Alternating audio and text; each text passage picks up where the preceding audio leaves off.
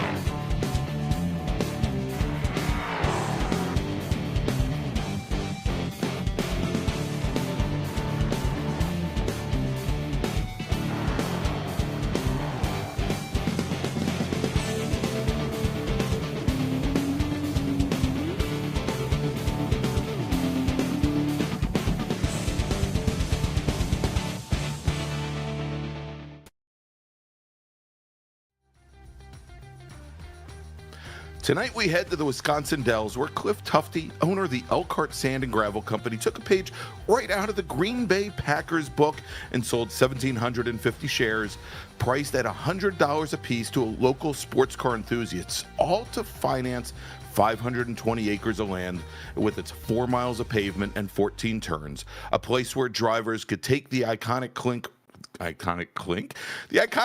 flat out, but never feel comfortable doing it. I guess you could end up in virtual racing jail if you miss the kink.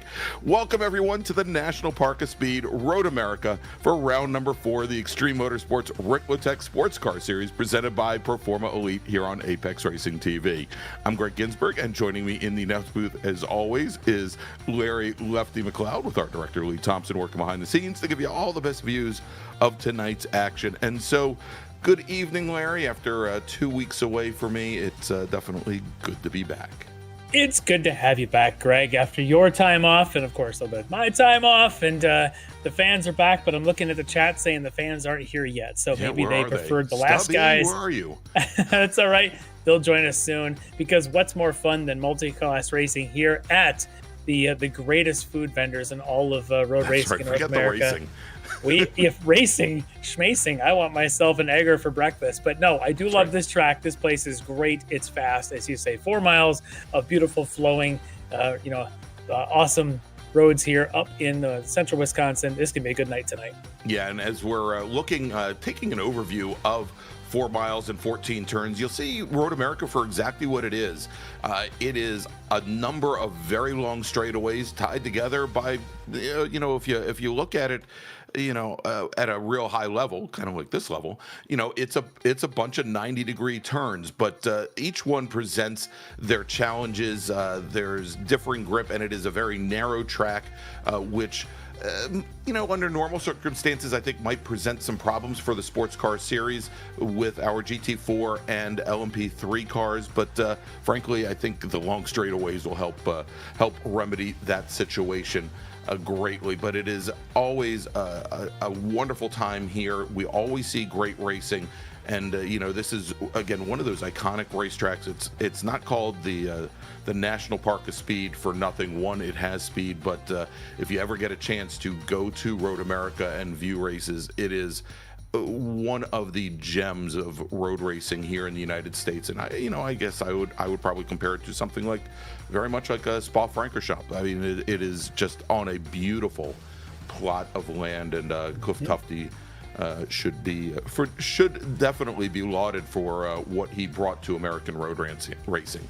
So, Larry, let's do this. First off, I want to thank J.R. Gregory and Chad Dick for filling in for us here 2 weeks ago while Larry and I were away at another event. They did an excellent job at the virtual Indianapolis Motor Speedway for round number 3. And we'll talk a little bit about what happened there. But first, let's turn things over to Kevin Ford, because as he always does, he's going to give us a track guide. We can talk from a high level here. But Kevin is going to give us tonight's track guide of the National Park of Speed, Road America. Welcome, everyone, to Elkhart Lake, Wisconsin. Great to have you with us as we provide you your track guide today around one of my favorite courses, beautiful Road America. 4 miles is what it takes to get a lap done around here and 14 turns. Let's head up the front straightaway here as you notice our pit area to the right. And we'll come up on the stripe here as we come across the flag stand. You'll notice a few grandstands here on the left, but primarily the fans love to camp out and line up around the fences of the rolling hills here through Wisconsin and the beautiful course of Road America. Down through turn 1 here, we'll let that car rotate to the bottom. We'll come right back to throttle. We'll head over the crest down through turn 2 here. This will bring us into turn 3. Bit of a late apex here. I'll let that car rotate right to the bottom so we can come to throttle early, get a nice run up off that exit. Want to carry a lot of speed here as this is a fairly long straightaway. This is called Moraine Sweep through this section right here. A lot of overtaking opportunities, obviously coming down into turn 5 here. Heavy brake zone. You'll see a lot of overtaking happening right here at that spot. Coming up off the corner, we'll get right through the gears, come right back up underneath the Corvette bridge here. And this will be another late apexing turn. We'll come right back to throttle. A lot of track out room there. Certainly use that up. We'll lift a little bit here for turn 7. Then we'll head down Hurry Downs here into turn 8. Back down through the gears, come back through apex, come back to throttle, then up underneath the Speedville Bridge. And treat this like a double corner here. Turns 9 and 10, coming out of 9 now, heading down into turn. We'll come back to throttle, or heading out of 10 rather. Get a good launch here. This will bring us into the famous kink at Road America. Just a lift of the throttle, come right back to power. Good run down into Kettle Bottoms. This is the backstretch here at Road America. This will lead us into Canada Corner, turn 11. Get a good rotation here down through the bottom of that apex. Come back to throttle. This will bring us up through turns 12 and 13 through Mitchell Bend. Up out of Bill Mitchell Bend. This will bring us to the final corner here at Road America, turn 14. Right down to the bottom, back to throttle, let that car track all the way up off the exit. And you'll want a good run here as this final straightaway, the front straightaway, 0.8 of a mile from 14 all the way to turn 1. There you go. There's your track guide for the amazing Road America. Thank you for being with us. And thanks so much to Kevin Ford for tonight's track guide of the National Park of Speed, Road America. And Larry, Road America has changed precious little since it opened in 1955. But I was reading an article, it was very interesting, the other day about one of the major changes that was made to this track, and not so much to the layout of the track itself, but the Bill Mitchell Bridge, which is over by, oddly enough, Bill Mitchell Bend, over by turn 13 and through Thunder Valley, that used to be the only way to get into the main paddock while the course was hot. It was the scene of many an accident as drivers would run into the bridge abutment, and there was a Trans Am driver, I believe, that was killed there in the 70s. and it was replaced with the new tunnel that runs underneath Bill Mitchell Bend, and basically the little straightaway portion between 13 and 14. But it was interesting in reading and how the one thing it changed was it changed all the sight lines as people were coming out of Canada Corner and starting to head up to Bill Mitchell, because you could basically use the bridge and the bridge abutments to judge your turn in for turn 13, and all of a sudden that was gone.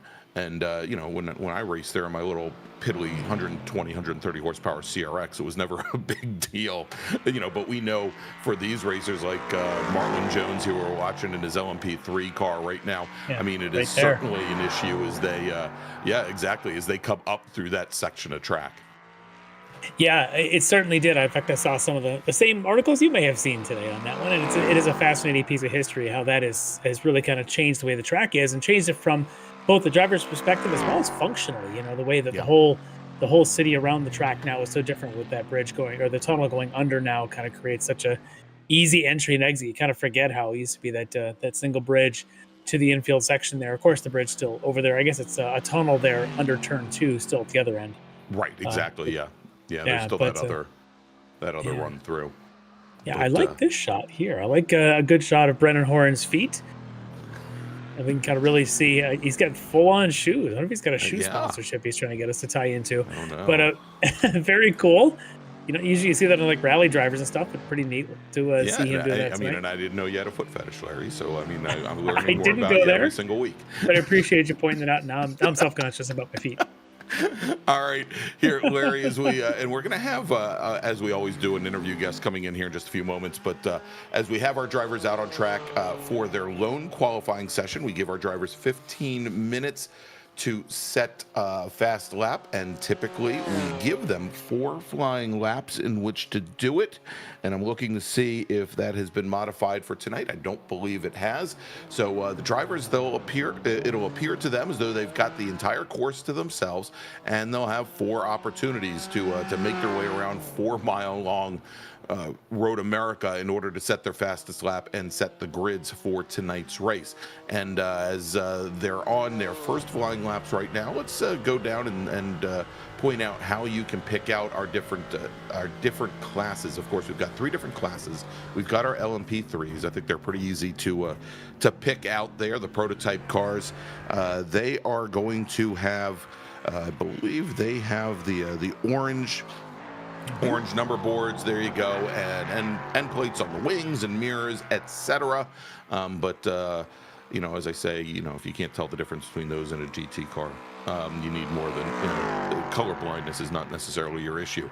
Let's move over to the GT cars, where we've got our Pro and Am categories, and we'll take a look at the Pro category. We've got Chris Thorman from D2D eRacing, and the Pro drivers, they will have the red number boards, mirrors, windshield banners, and end plates on their wings. And Thorman, here with just a single lap in the books, is currently your second fastest Pro driver at the moment. And then if we take a look at the Am category, and we've got Bruno Belny here in his Porsche. The Am category drivers, well, Bruno maybe not the best example of this, because I think he's got, looks like, there we go. Now he's a good example of it. I think his paint just changed on me. The M category drivers, they've got green number boards with green mirrors, windshield banners, end plates, etc. So red for Pro, green for Am. And now we're looking at Neil Weston in his Porsche. Much better example. He is, with 1 lap in the books, he's currently your 5th fastest driver in the Am category. And of course, when we grid these drivers up, and we're looking at Chuck Labano now, who is either a Stormtrooper or he's got his VR goggles on. I'm going with Stormtrooper. He might just be. That's right. So this is probably as good a time as any, because Chuck 2 weeks ago at Indianapolis Motor Speedway. He finished second in GT4 AM, finished second to Leo Dragota, and it was a great run for Chuck. He started fourth on the grid, moved his way all the way up to second. Leo was our pole sitter, but Team Collusion's John Sterling, who I think we're going to be speaking to here in just a few moments, it was a great run for him. He started 8th on the grid in GT4 AM, worked his way all the way up to the bronze.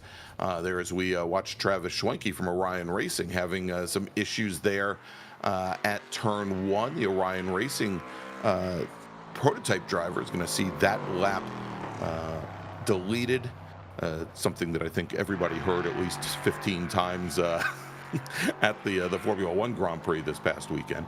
Let's take a look at let's take a look at the point standings here in GT4 AM, and this is after 3 rounds. We've got Leah Dragota sitting at the. Am I looking at the right sheet? I thought I was. I was going to say I thought we had Leo Dragota sitting at the top of the leaderboard with 115 points, but I may not have the updated point standings. I'm going to go with what you've got there. Justin Ream, Ken Copeland. That's. Or is that the pros? Is the pro? That's the pros. That is the pro labeled as that. Let's take a look at the pros. And that's also the pros. No, actually, that's all right. That's the no. Yeah, that's also the pros. All right, well, tell you what. Let me tell you what they are. Yep, we know that Leo Dragota is in the top position. Exactly, from Dragon Sport Racing in his Aston Martin Vantage. He's got 115 points. That is currently 11 points clear of Chuck Lobano, the Stormtrooper there, who's racing his Mercedes AMG GT4 for Frito Sport Racing. Ian Patience, currently third in the championship. He's 7 points back from Lobano with 97. And then John Sterling, he's only 2 points back from there, currently sitting in fourth with Russ Ruddick from Flying Tortoise. Ruddick currently at 92 points. So really close there, just out of the top 2. Let's move over to GT4 Pro, where 2 weeks ago we had Justin Ream for Geodesic Racing take the win. He was your pole sitter and went flag to flag, took the checkered flag. Ken Copeland from Team Esport Racer finished second after having started third on the grid. He swapped with Mariano Barrios, who I believe that was his very first race of the season with us in the Sports Car Series. The walking pace racing driver was doing anything but. He qualified qualified second in AM and finished in third. And then we had David Payton and Brennan Horn from D2D E-Racing finishing 4th and 5th in Pro. And if we take a look at LMP3, maybe we have the right points for LMP3. I don't know. Travis Schwenke from Orion Racing took the win. He started on the outside of row number 2, was able to get ahead of both Mike Dam, his teammate, who finished second. Dam was your pole sitter for Orion. And then Kyle Strikers and Michael Brooks. Strikers for Team SRT Esport and Brooks for The Wrong Stuff. And it was a pretty packed field in LMP3. We had 13 starters and a great run for Strikers, who started 9th on the grid and finished again in 3rd. And so if we take a look at the point standings, there it is right there. Only 4 points separating the 2 Orion Racing teammates, Dam and Schwenke, with Kyle Strikers definitely in striking distance. He is only 4 points out of the championship right now. Michael Brooks from The Wrong Stuff, Baron Glover also from The Wrong Stuff, and not very far back with 118 and 116. And you can see there Brandon Whitworth from D2D there with 115. And I'm sure Eric Violet probably starting to question the early part of his season, if he wasn't already. Multi-time Sports Car Series TCR champion, currently sitting 7th in the championship. But Larry, looks like we've got some drivers that have completed their 4th and final flying laps. And just now crossing the stripe, Michael Brooks goes to the top of the leaderboard in LMP3, eclipsing Travis Schwenke's time. And boy, are they close. 94 thousandths of a second separating Brooks and Schwenke, with Scott Ramler in third fastest at a 157.92. And he is only 1800ths off of the pole. Let's see this lap is here for Mike Dam. He's on his fourth and flyer, and he's going to bail on this lap. So not going to finish that one.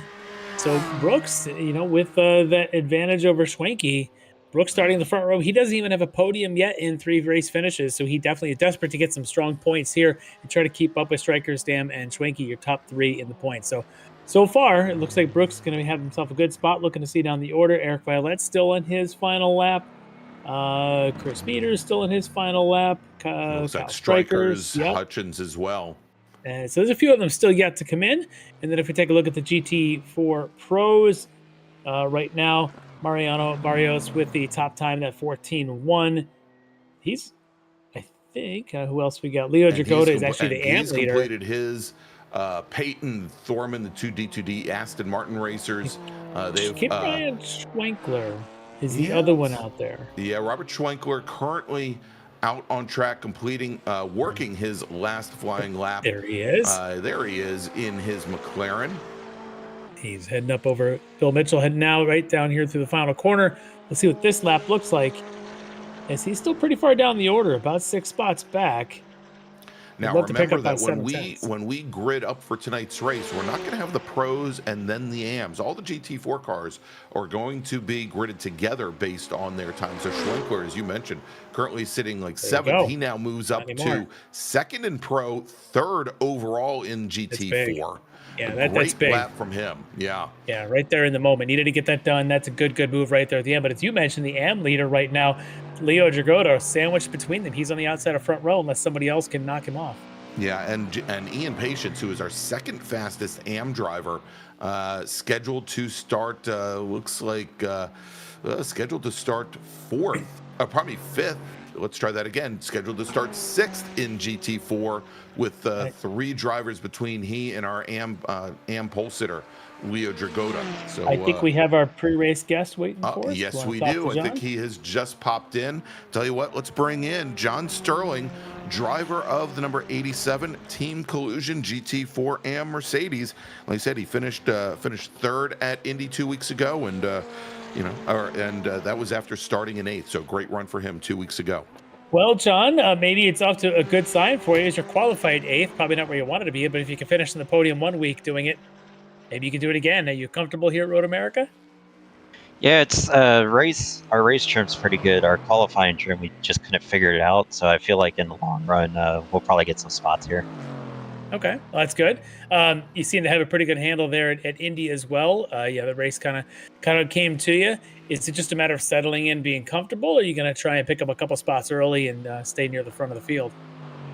I think I'll keep to the same strategy that I've been doing the past few weeks and just kind of staying out of trouble. Unfortunately, my teammate Alex, he tends to qualify a little better than I do, and he ends up getting trapped in lap 1 stuff, or somebody blinking out and coming back in and just wrecking him. So he's had pretty bad luck starting towards the front. So I feel pretty good. Yeah, are you keeping an eye on the point standings, and know which drivers you got to finish in front of to try and get up into that top 3? Kind of similar situation that I had last year with TCR. The top 3 or 4, we were always pretty tight in points, and I try to get all the bonus points that I can get to help me out and try to finish strong and stay out of wrecks and all that. Yeah, well, good luck with that tonight. It's always a busy place with multi-class racing, but it's a fast track as always here at Road America, and you're starting right there in the meat of the grid. So good luck to you, and maybe we'll get a chance to talk to you again at the end of this thing tonight. All right, thank you, guys. All right, there you go. That's John Sterling from Team Collusion, and we'll see how he does here tonight at the National Park of Speed as he and the rest of the field starting to get gridded up. Larry, let's run down the starting order for what is a very large field here tonight. All right, starting on the pole in the LMP3s. From the wrong stuff, it's Michael Brooks on the inside, just barely nipping past Orion's lead driver tonight, Travis Schwenke, is going to start on the outside of row 1. On row 2 on the inside, he got himself a good qualifying this time. D2D Racing's Eric Violette on the inside of row 2, lined up alongside Scott Rambler from Hutch Sport Racing. On row 3 is all Orion drivers. Rob Hartley on the inside, and Mike Dam will be on the outside. Row 4 on the inside is going to be an Aero Kinetics driver, Bruce Jackson. And on the outside, another one of our D2D drivers, Brandon Whitworth. Row 5, going to be Peters Motorsports, Christopher Peters on the inside. And on the outside, it's going to be Kyle Strikers from SRT Esports. On row 6, the inside, it's the fan favorite Bobby Childs from D2D. On the outside, Baron Glover from The Wrong Stuff. And then on row 7 on the inside, from Hutch Sport Racing, Joe Hutchins. They'll be lined up alongside Marlon Jones from Lead Paw Racing. And on row 8 on the inside, Aaron Beaver from Aero Kinetics. All right, so let's take a look at our GT4 racers tonight, where your pole sitter will be Mariano Barrios from Walking Pace Racing. Anything but tonight in his McLaren. Then we've got next to him Leo Dragota from Dragon Sport driving his Aston Martin. Robert Schwenkler then from The Wrong Stuff in a McLaren with David Payton from D2D E-Racing. They will make up row number 2. Then we've got Chris Thorman also from D2D starting on the inside of row number 3 with Ian Patience in a McLaren. He is going to be starting in 6th. Then we've got Brennan Horn from D2D in his Mercedes starting 7th, with Kevin Ford starting 8th in his BMW.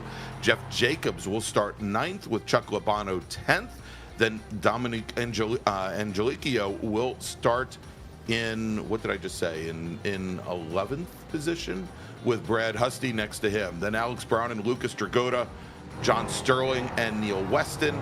Then we've got Bruno Belny and Dale Maxwell, Russ Ruddock and Tom Jenkins, Greg Brockwaite and John Casey with Robert Brist. And we'll see if Justin Ream makes the field as well. Didn't look like as though he had checked into the session as the cars were getting ready to roll off.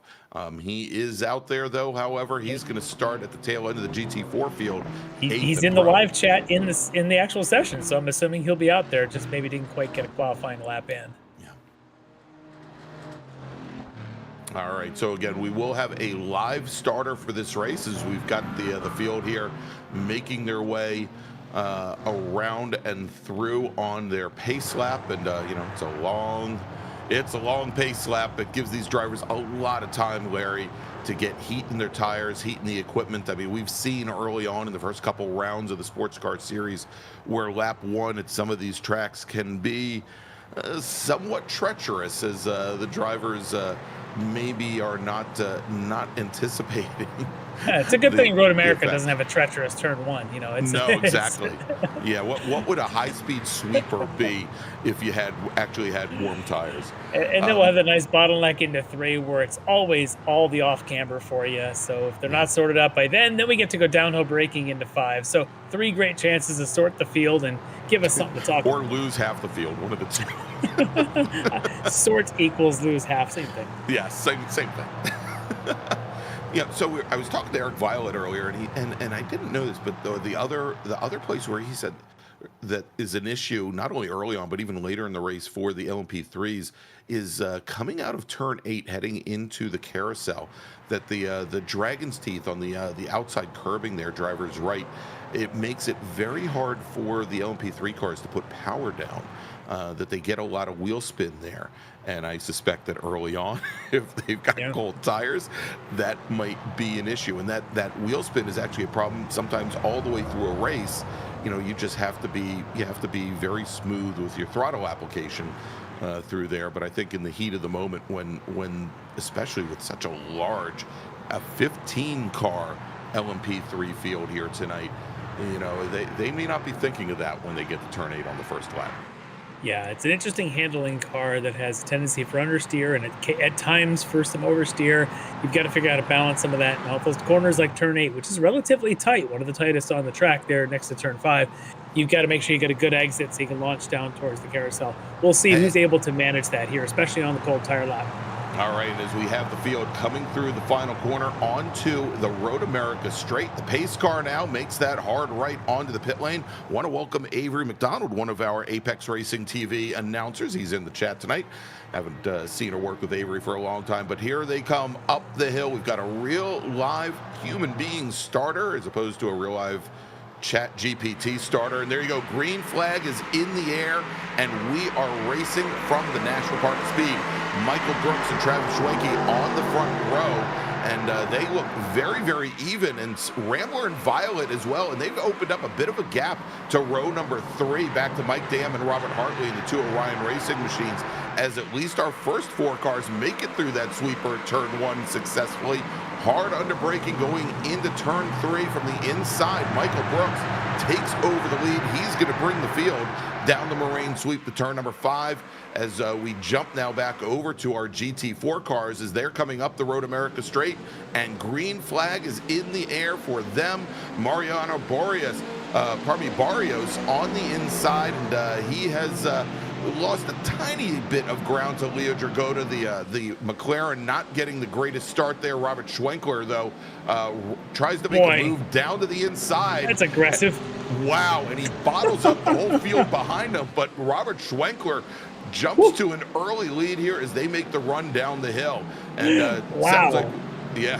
And we're still 2 by 2, and there's a very large GT4 field. I think, Larry, we also had an issue over in LMP where we had a couple of drivers slide back early on. I think there was an issue back with Bobby Childs, Kyle Strikers, Chris Peters, and Baron Glover, and they've all slid into the back of the LMP3 field here as our GT4 field.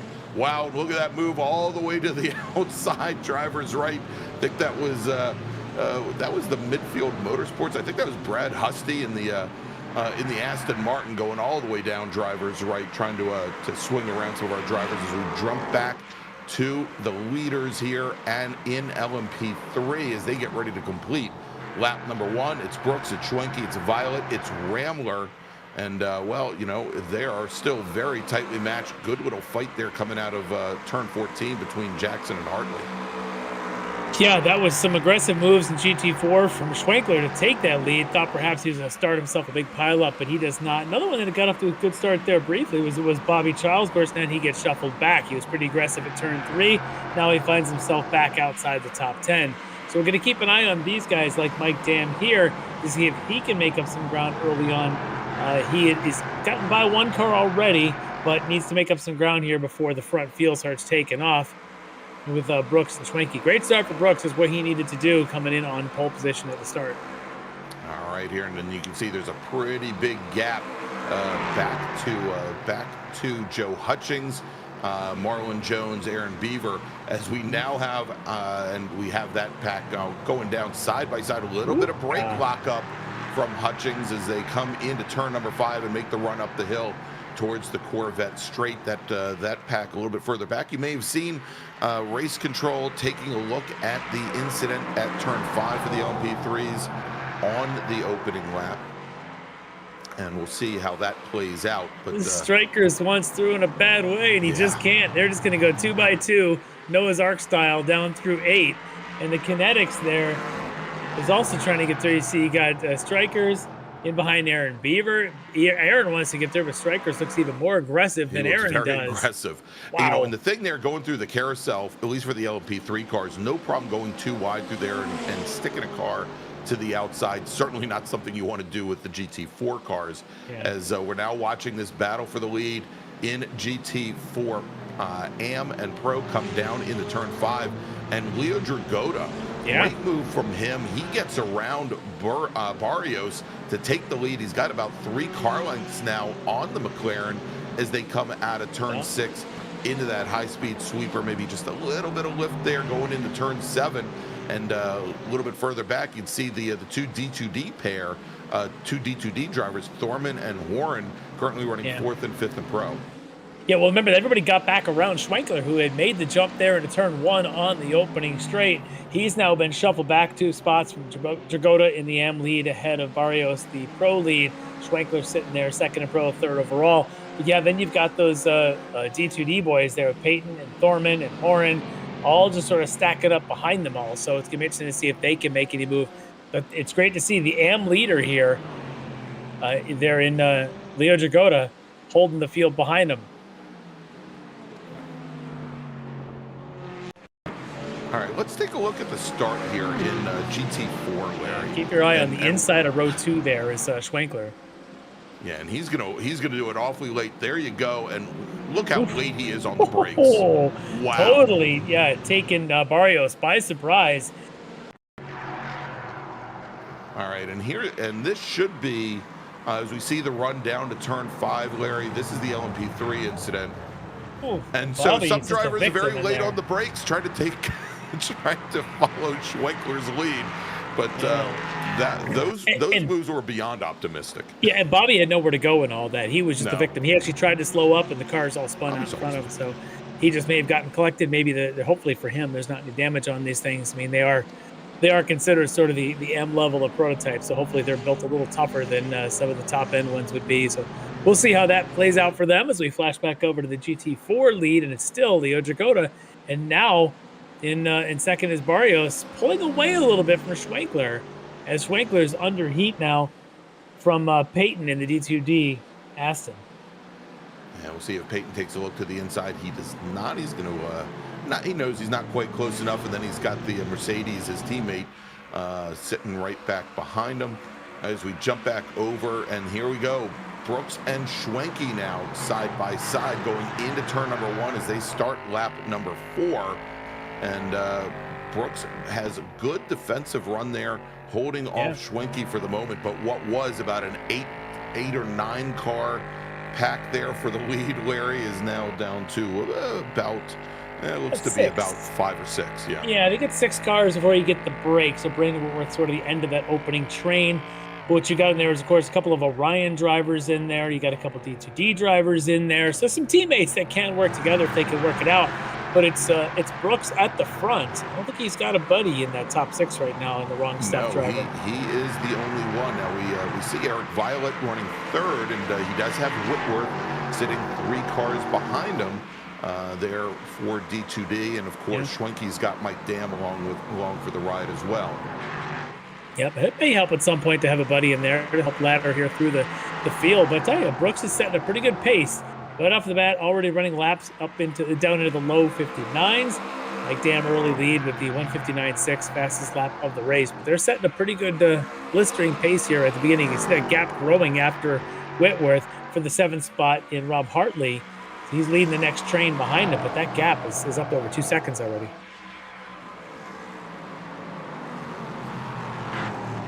From the looks of it, it's not going to be long before our LMP drivers come to the tail end of the GT4 field.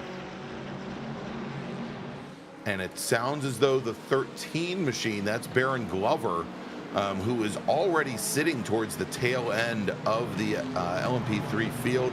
He has been assessed a drive-through penalty for that incident at turn 5.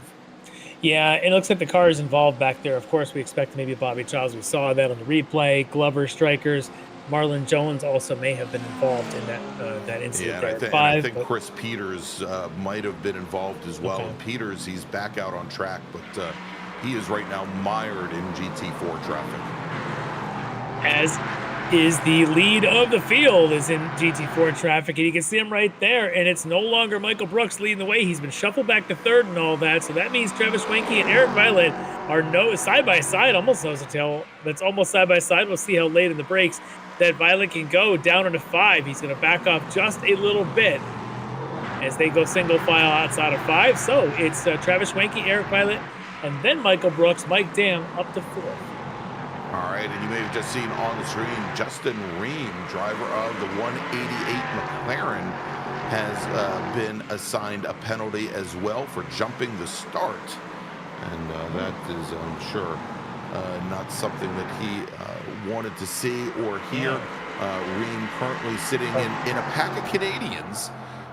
So I'm sure they're going to be awfully friendly about it. Yeah, except that he comes in as the Pro Class points leader, and that is definitely going to be hurting him a bit after a back-to-back wins there at rounds 2 and 3.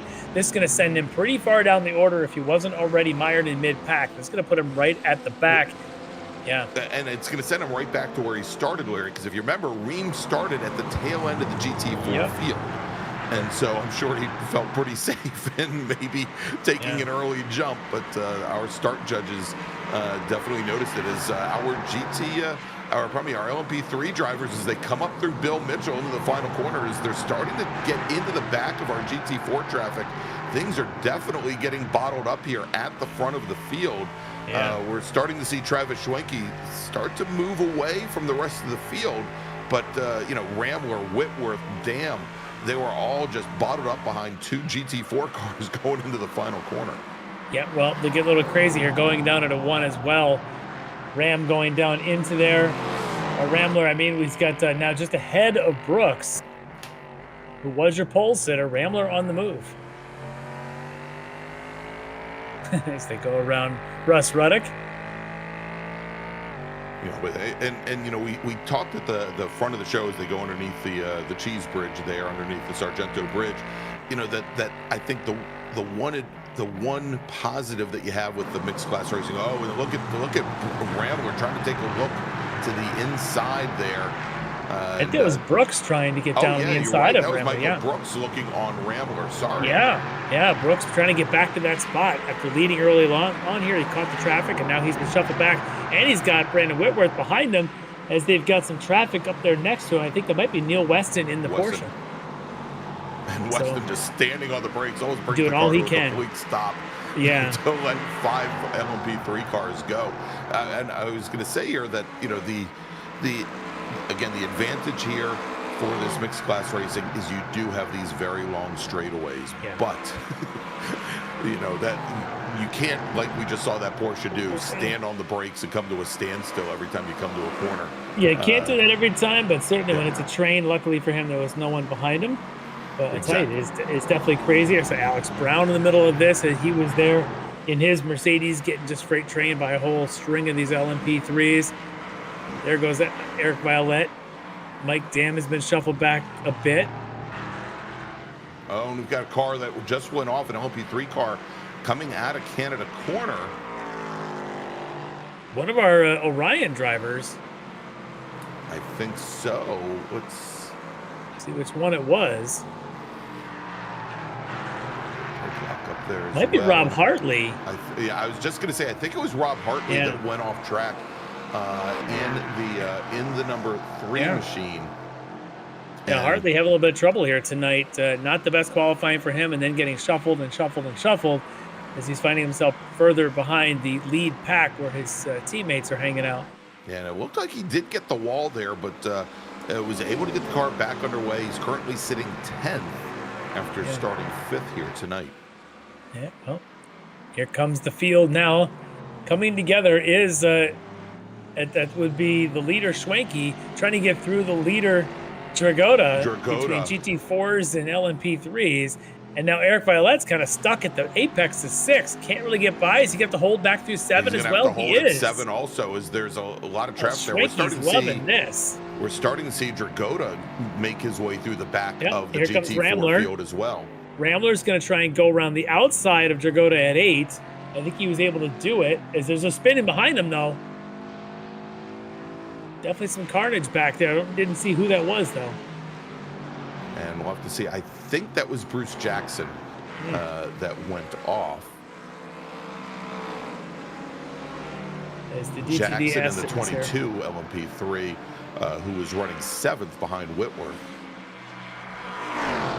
So there's Brooks now with Mike Dam trying to go up on the outside of him as they head down into Canada. Dam's going to tuck in behind him.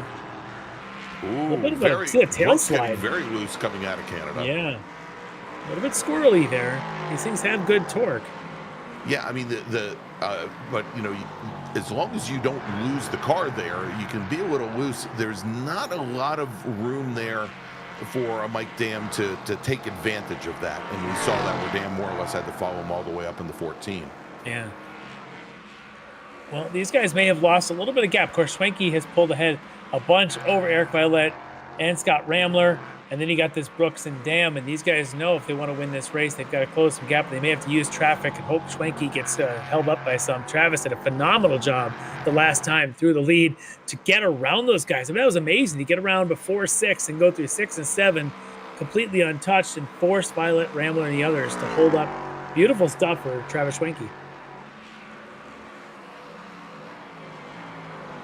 And he's been doing a good job with traffic here as we take a look at this is Brad Husty in the 137 machine, Neil Weston in the number 6 Porsche, and then we've got Russ Ruddock directly behind. This is the battle for 7th in AM. These guys a couple seconds back from the from John Sterling, who's out there that they're having their own little scrap going. Keeps going in side by side back there through 1 and through 3. We'll see if Weston tries to make a move on Husty as they go down into 5, or does he hang back? Looks like he's going to hang back this time. 3 different cars. All his brakes on the previous lap. Now, speaking of brakes, here comes Jenkins. He's down the inside of is that Belny? Belny, I think. Yep.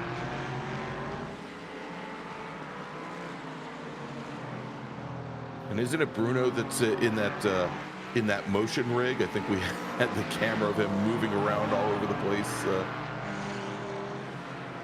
Yeah, he definitely has that motion rig going. He had that out there he goes. last time at Road Atlanta, and he looked really tired. But I'll tell you what, when he gets a penalty, he gets frustrated. I saw that. We happened to catch him last week.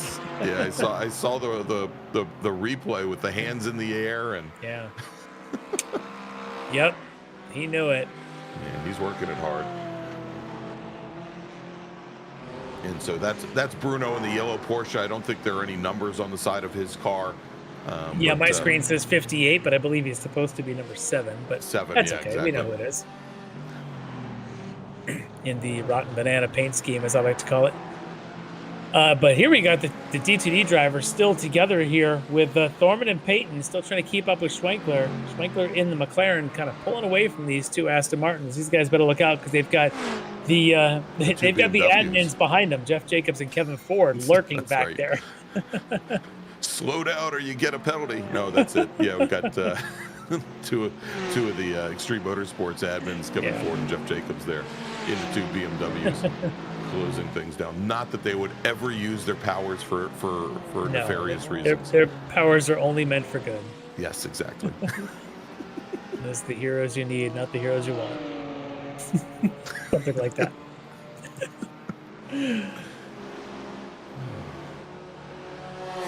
They're almost like teammates at this point. I don't know. We'll see if Kevin decides to break team orders here and break to the inside. Nope. He's just going to fill mirrors, but stay in behind his buddy Jeff as they go through 5.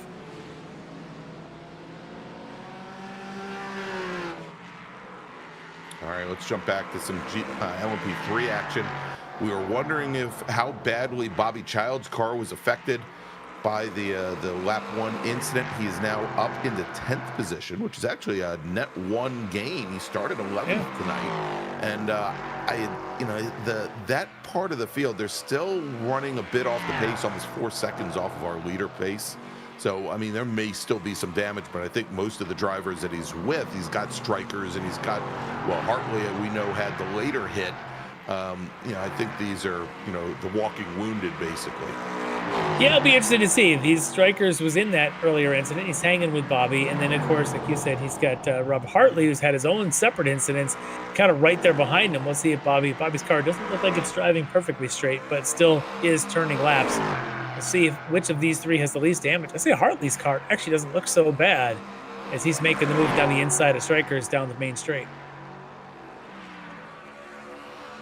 Yeah, and remember when Hartley recovered after that spin coming out of Canada, he had fallen down to 10th position. There he goes. He's even with strikers as they come under braking into turn 3.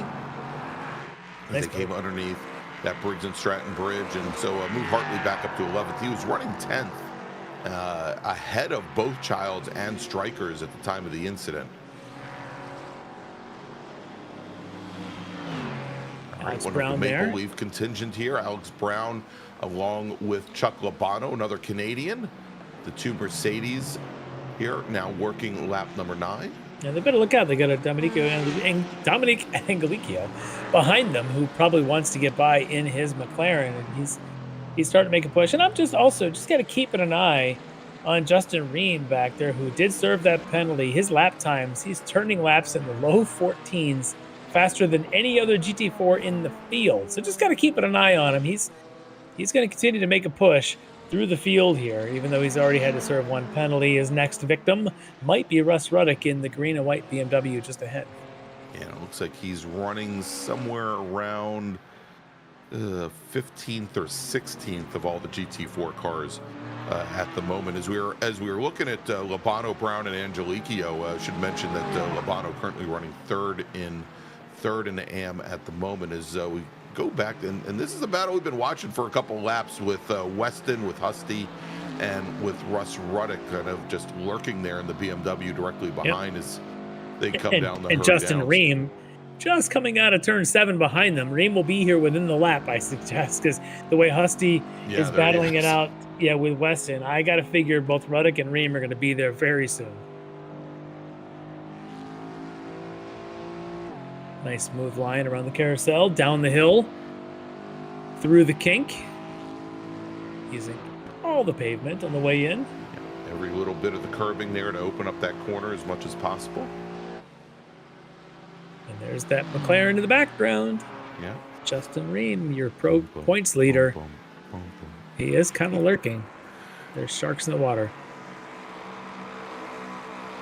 And Bobby is under fire now from Kyle Strikers. Kyle's got the advantage on the outside going down into 5. See who's got the advantage now. Bobby stays on the inside as they go side by side up the hill now towards the Corvette Bridge, and Strikers gets the better exit of 5. But notice that Robert Hartley had managed to get around Bobby Childs as well, so Hartley's back up in the 10. And there's a little bit of brake lock up going in the 5 from Hartley, but he's now opened up, about 5 car lengths on those 2. He has. That's a good sign for him, as Brooks now under fire from the other of the Orion drivers, Mike Dam, who's going to try and go around the outside of Canada. Brooks having none of it. He's able to hold the line. They head to Bill Mitchell.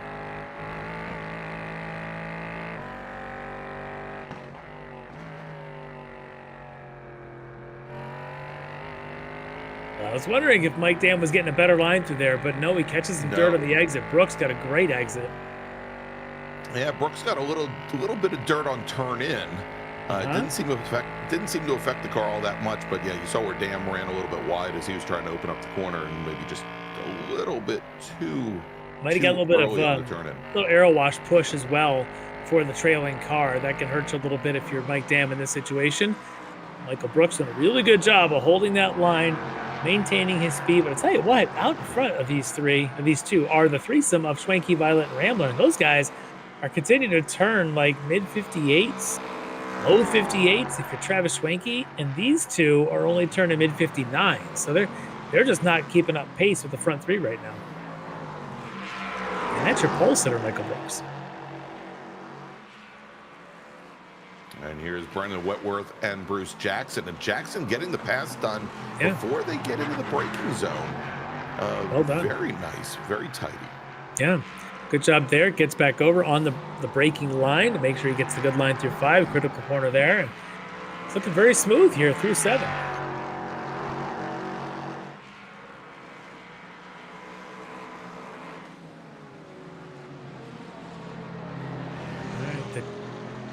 The Battle of Canada continues.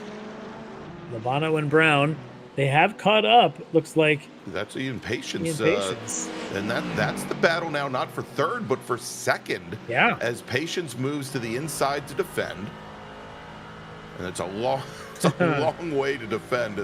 What'd Kevin say, 0.8 of a mile on the front straight? Something like that. Is Lobano a little bit of a strategic breaking point there to keep Brown behind him, because now Lobano is sort of the meat in the sandwich, knowing that you got to be cautious not to give up an easy move. Well, there you go. Talk about real time, Larry. Race control putting up a notice there. Car 21, Ian Patience for blocking. Yep. Just as we were watching the 3 of them go down They're the front watching the same feed we are. Yeah. At this point, Lee's the one handing out the penalties, I think. Well, we know it's not Jeff Jacobs and Kevin Ford, right? Just a warning, though. It's true. Just a warning, though, this time to Ian. Not a penalty yet. Got to watch the back and forth down the straightaways as your GT4 leader in AM, Leo Jagoda here, is falling behind Mariano Barrios. As Barrios now with the advantage. Ooh.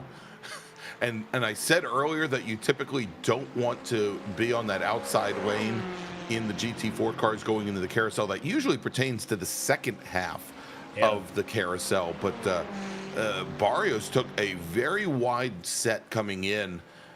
Typically, you'll see the cars start the carousel a little bit, maybe mid-track, maybe a little bit to the inside. He started from the outside, and the rear end of that McLaren just stepped out on him, and you saw he had to get out of the throttle quite a bit. Well, he's under fire now. These are your AM and Pro category leaders, Barrios and Dragota. Remember, though, we've talked about this in past weeks, that although Leo Dragota just wants to win the AM, he gets more points if he wins the overall, right, because they're given points based on overall order in GT4, not only between the AMs or the pros. So it does pay to get more points if he can get around Barrios and actually win this thing from the front of the GT4 field. Of course, first goal is beat all the other GT4 and AM cars. Right now, he's got that box checked. The next is to beat all the GT4 cars. Barrios is right now the only thing barring him from doing that. Like that. All right, and a little bit further back, it's feet. It's feet's horn. Feets don't fail me now for Brennan. Right.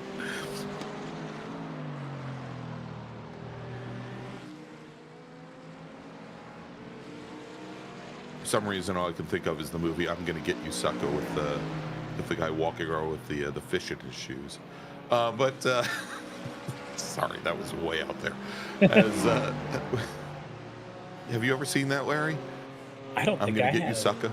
I don't think I've seen that one, though. All right, that is I'm one. the right age for that. That was. Yeah, yes. Well, much like when we finally have to get Tom O'Gorman to see Bill and Ted's Excellent Adventure, that is another one I think we all need to sit down for movie night. Look at this. What a move on the inside for Eric Violet for the lead. More grass than track. And he's starting to see it. Look how they were able to catch up to Schwenke and make the pass. There's all kinds of brake lock up from Rambler behind him, but now he's trying to use some of this traffic. Out in front of him is one of the Mercedes. I didn't catch a number on it, but that's definitely traffic. He's going to try to use the pick the same way that Schwenke had done just a few laps ago. Now, remember, Violet was early on although he started third, he was at the back of the 6-car train that we had initially in LMP3, and so he's worked his way back up. His teammate Whitworth, who was running second early on, now finds himself back in 7th. And great run there by Violet. Well, until now, he runs a little wide, dealing with traffic coming out of the carousel, and both Schwenke and Rambler move back around the D2D racer, and they are now side by side coming down into Canada with a wall of GT4 traffic. Those the guys battling for second position and the AM just ahead of them. This is insane. They're both trying to use this. Look at one pulls behind the other, trying to get a better exit. And look who's going to get the better exit. Oh my gosh. Might be Eric Violet getting the best exit. Side by side coming out of 14, and all the LP3 cars have to find a way through. And it's Rambler to the lead. After all of that, he is now in the front, going to get credit for leading a lap as they've crossed the start-finish stripe right there. Rambler at the top of the order ahead of Schwenke, Violet, and now Michael Brooks in 4th. Oh my, oh my.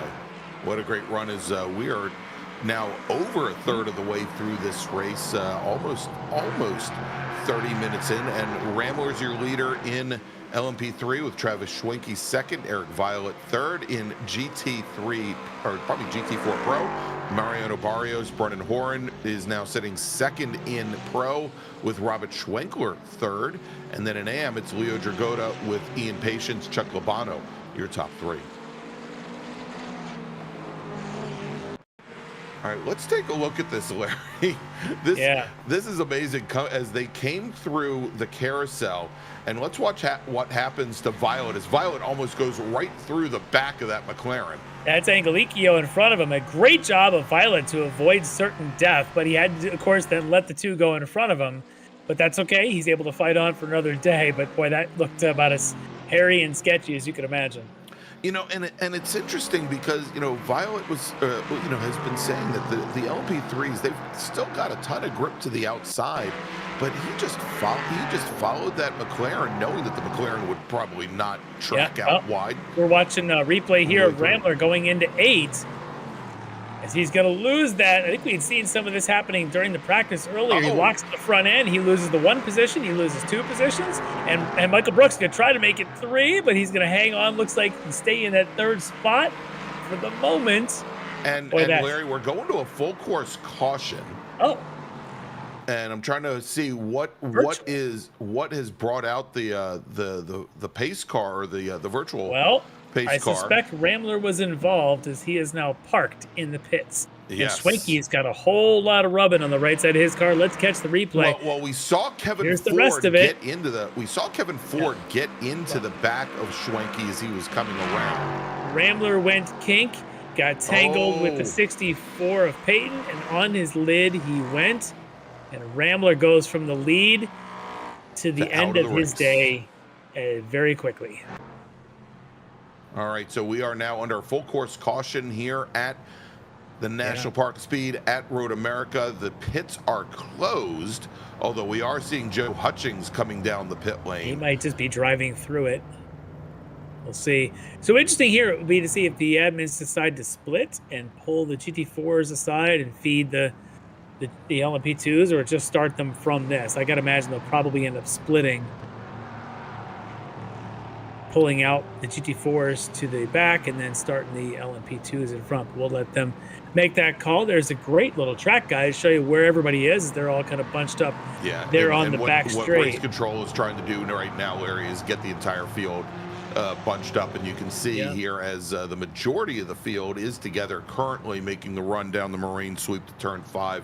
There are still a number of stragglers. There are some racers coming out of turn. What's interesting about this, what's interesting is the leader in GT4 Pro and the leader in GT4 AM are, I believe, those two little number ones you can see going around the carousel right now.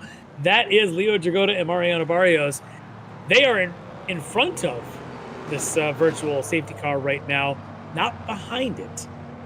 So this will be interesting to see what do the admins do, knowing those two are just off. If they end up at the back of the train, they're more or less lapping the rest of their own field. I was going to say they're almost guaranteed to start putting everybody else a lap down in GT4. So one thing I wouldn't be surprised if they do is if they let the GT4s release them. Nope, they're releasing some other traffic here from the LMP2 or LMP3s from this train,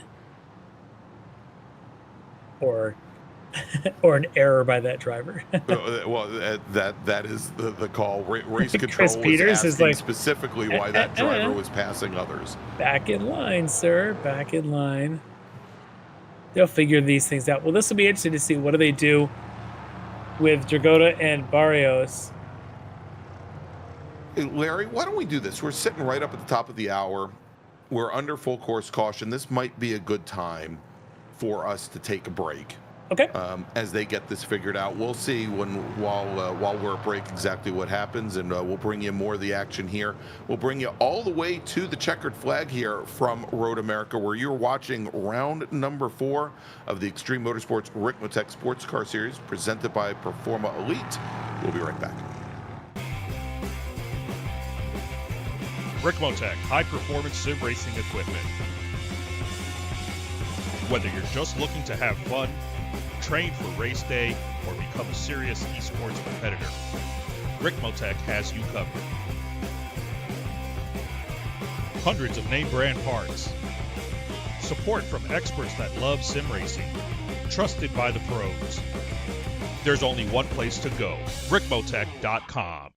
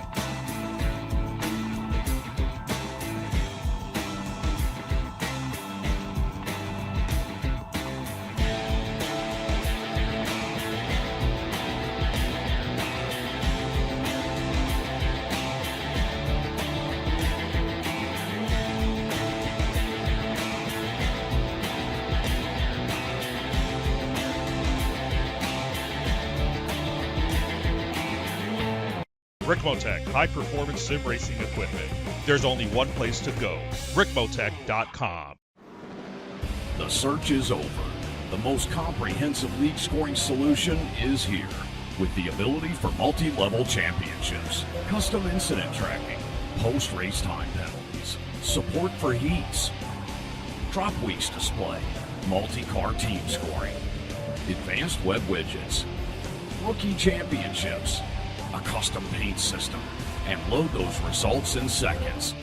Visit extremescoring.info today.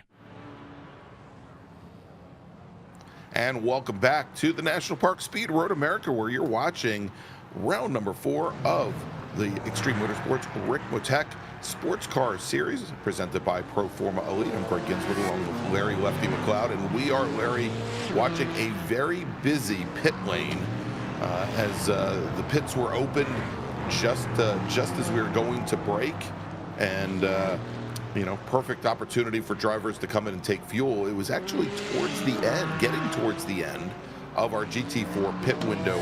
Regardless, the LMP3 cars probably could have stayed out for another 10 laps if they so deemed. Yeah, as we're just almost at the halfway point of the actual race time of the event. But what's interesting is you had Leo Jagoda, the AM leader, and was at times the overall leader in GT4s, was swapping the lead there with Barrios. Once we went yellow, he did in fact pit, so we're still trying to get a ruling if that was a legal pit for him or not. No word on that yet. But he has, in fact, now taken his spot at the back of the field. So what we have are the two leaders in GT4 categories, Barrios and, now it's Leo Jagoda. Those two are at the back of the field, not at the front of that field. So we'll see if the admins do anything about that, because right now they basically got about 3/4 of a lap of advantage when this safety car basically picked up the lead of the overall Travis Schwenke. And they are, as you can see on the track map, everyone's going down somewhere between turns 5 and 8 right now is the whole field. So we're waiting to hear official word on, are they going to do any shuffling? Are they going to separate the GT4s from the LMPs? Are they going to let all the GT4s go around? We're still kind of waiting on that news to come from the admins to us. Once we know, we'll let everybody else know. Okay, so the word that I'm getting now from race control is all of the cars that are ahead of the overall leader, that is Travis Schwenke, have been told to go around. All of the ones that are. Then, because I think what they are going to be doing is they are going to be sending. Because, okay, so to clarify that, around to get behind. But to clarify that first statement, because Schwenke is the overall race leader, when they came out of the pits, there were some GT4 cars in front of him that need to go all the way around and get to the back of the train. Correct. And you can see that those four right there, the two BMWs, the BMW, they the two Mercedes, told to go all the way around. Yep, makes sense. Okay, so they will go around, and then, as you said, they're going to then pull the GT4s out, all of cars, them, and send them around. Sounds like they're going to send them around in order to get behind their class leaders, which we know are now basically sitting at the tail end of the field. The GT4 race leader, if you will, is Mariano Barrios. He is effectively the other race leader in this field. My guess is they're going to be doing a second safety car. You'll have one in front of the LMPs and Schwenke. You'll have one in front of Barrios and GT4s, and there they go as the GT4s start to pull out of line. Belney, I think got caught out. I think the problem is we're trying to get the 4 GT4 drivers that were ahead of Schwenke to actually get on the throttle. I don't think they've gotten the word that they can pick up speed, because they need to. I think when Kevin Ford pulled up next to them, I think they got the hint. Yeah. On-track coaching. As Ford, Jeff Jacobs right there behind Belney in the Porsche. So they'll go around. They'll catch up to the back of Barrios and Jagoda. As well as you've got back there, I think Brockway will be the lead of that train. He's in that. Who else we've got up in there? John Casey's in there, but I think Casey's down a couple laps. But he is going to probably be the first of that group to catch up to the Barrios. I was just going to say, I think that's the light blue and white Mercedes at the front of the train there. And then Brockway is next in line. So Brockway will actually be third overall in the order of the GT4s in the purple and white Mercedes. Casey will end up being the extra laps down. So Casey's going to find himself in between all of them. We'll see what he decides to do, is he'll be restarting this race right in the sandwich of all of the leaders in class.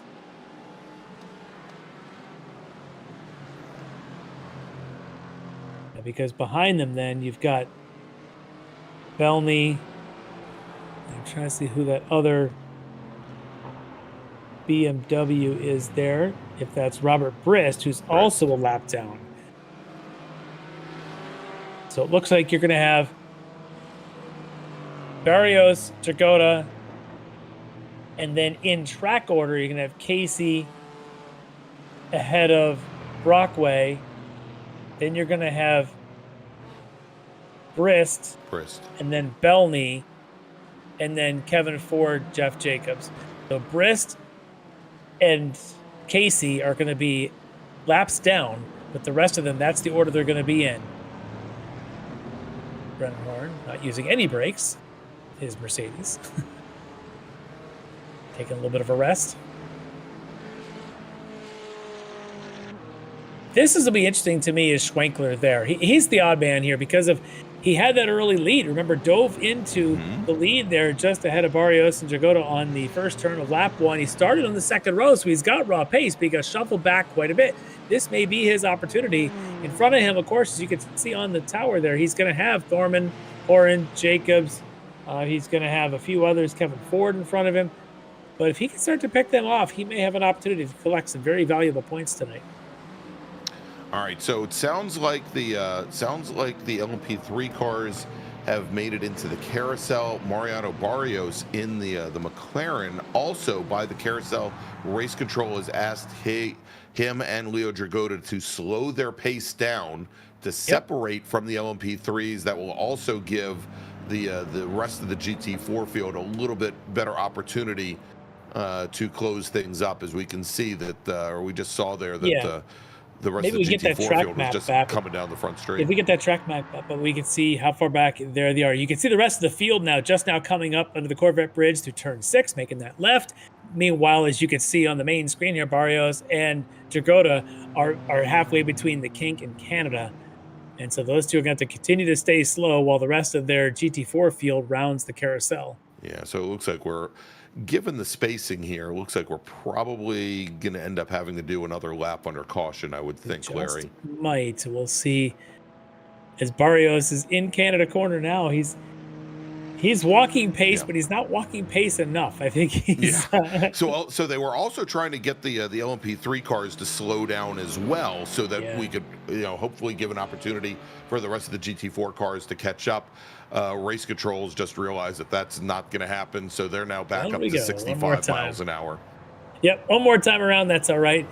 So we'll let the rest of the GT4 field catch up to the back of the two. We'll let the LMP3s figure themselves out.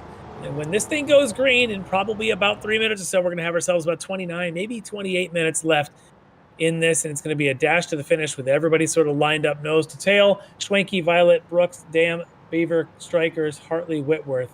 Your top 8 as they sit in the LMP3s. Barrios, Dragoda, Brockway, Ford, Belny, Jacobs. And, of course, you get the mixture there between the GT4 Pros, GT4 AMs, when they all come together. And it sounds like, Larry, and we'll have to see this on the start, I believe that Casey, who is a number of laps down, has been asked to let the GT4 field by. Okay. And I think basically, given that he is already about 7 laps down, so that I wonder if they'll do the same with Robert Brist, because Brist is also a lap down. And that's Brist right there in the number 13. So those two together are probably going to drop to the back. Looks like they have.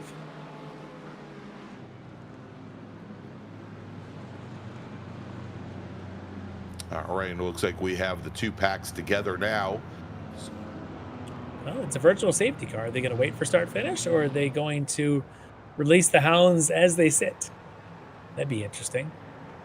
Always a fun thing in virtual racing here in sim racing is, you don't have to worry about actually having a safety car getting out of the way.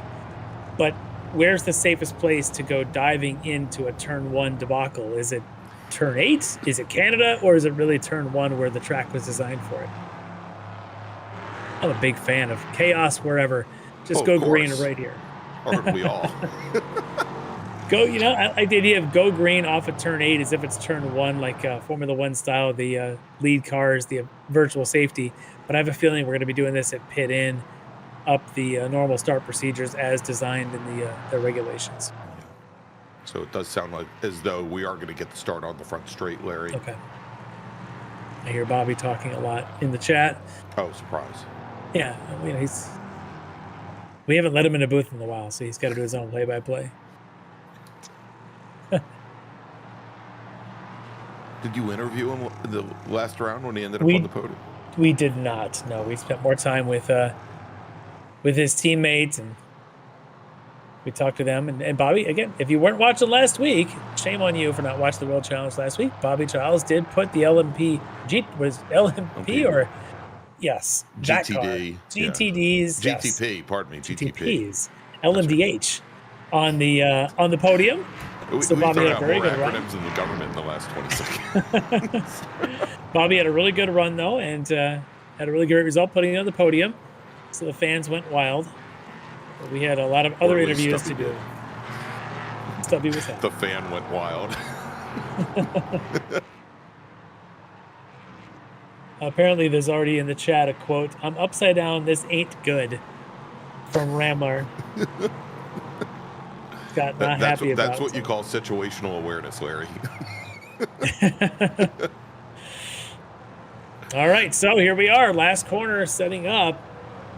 The restart will go on the virtual flagger. That's right. So they're waiting for the green, and Schwenke's going to lead the LMP3 field up the Road America straight. And again, we'll have that live starter give the green. And I believe that the GT4 cars will be free to race at that point as well. And there we go. Green flag is in the air, and we are back underway here at Road America after a full course caution. Travis Schwenke immediately moves to driver's right to hold off Michael Brooks and Eric Violet. Yeah, Brooks, a great charge. Was in the right gear, went at the right time. Violet, also a decent jump. Schwenke, not a good jump. Almost got completely freight trained, but good track positioning. He's able to hold the position and running wide right there. That was Brooks. Yeah. And luckily was able to get the car squared up, because for a moment there the nose was pointing right towards where 10 of the cars were going. Yeah, that's contact as the 22. Jackson is off. Bruce Jackson out of there. I thought perhaps that might have been Rob Hartley that actually had also bit into hips there with Brooks, but everybody continues as the GT4s are back underway now. Barrios leads them down. You've got your AM leader Jagoda right underneath his rear wing, and they are at least 3 wide behind them. Let's see how kind of chaos. And it's Jeff Jacobs going on. There goes Jacobs, and that is Brockway. Yes, it's Brockway, the 62, and the Mercedes, who is beached out there at 1. As your leaders get away clean, Barrios and Jagoda, and in the background, one of our DTD spinning. Yep, he's facing wrong track way. Neil Weston out there. There's Thorman. He looks like he's going to continue. I don't think anybody contacted him. No, I think he just looped the car coming out of 3. Yeah. Here, as Barrios is going to lead Jagoda down into turn 5. Look at Brennan Horan, though. What a great opportunity here for him as he's able to pass a couple there and get around, I think it was Schwenkler. Now Brennan Horn to 3rd overall, 2nd in pro. Great restart for him. There's Ian Patience, another one of the Wrong Stuff drivers, alongside a couple of the midfield motorsports entries. Very loose. That is Husty just ahead of Patience. Yep. Rear end steps out coming out of 6. He gets the car back under control. Yeah. And a lot of drivers dealing with cold tires right now, Larry. He's got Husty in front of him and Jenkins behind him. The 2 midfield motorsports there surrounding Ian Patience. That's Angelicchio now, coming off of turn 8 as we flash back up to the front of the field in the LMP3s, and it's going side by side there. There's Aaron Beaver Whitworth now. And Beaver. Yep. Whitworth still on the inside. Look up behind him, though. I think that Stryker is making a charge. And Bobby right behind him. Who gets the best run off the 3? Gets around Beaver coming out of turn 3, but yeah, they're all stacked up directly behind, and looks like Baron Glover's in that group as well. Yeah, Stryker's got a great run, though. There's just nowhere to go with both Whitworth and with Beaver blocking him. Stryker's going to try and dive to the inside. No, Whitworth's going to hold the track, but they're both going to be on the inside of Beaver. But there's contact. A little brake lockup as well. Whitworth able to escape. Stryker still on the inside, still too wide, not giving anything as Beaver is going to have to here as they come around 6. All right, Larry, the 38 machine getting a drive-through penalty. Yeah.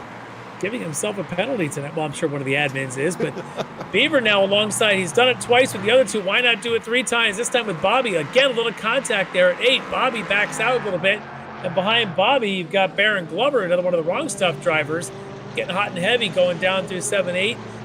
Here's Barrios. Now, it looks like Barrios and your leader, Dragoda, have been caught by Brennan Horn. Brennan is definitely on fire here since the restart. Yeah, shot out of a cannon, and he is right up there now as they are making the run again down in the 5. Is Horn trying to outbrake the Aston Martin driver and make the run up to 6. Can he get it done? He gets around him. He does. He is just, he's on it right now. So he gets around your AM leader, Dragoda. Now he's got his sights set on the overall leader, Barrios. And I'll tell you, Brennan Horn, the D2D driver, is all Bobby fired up. Just, D2D.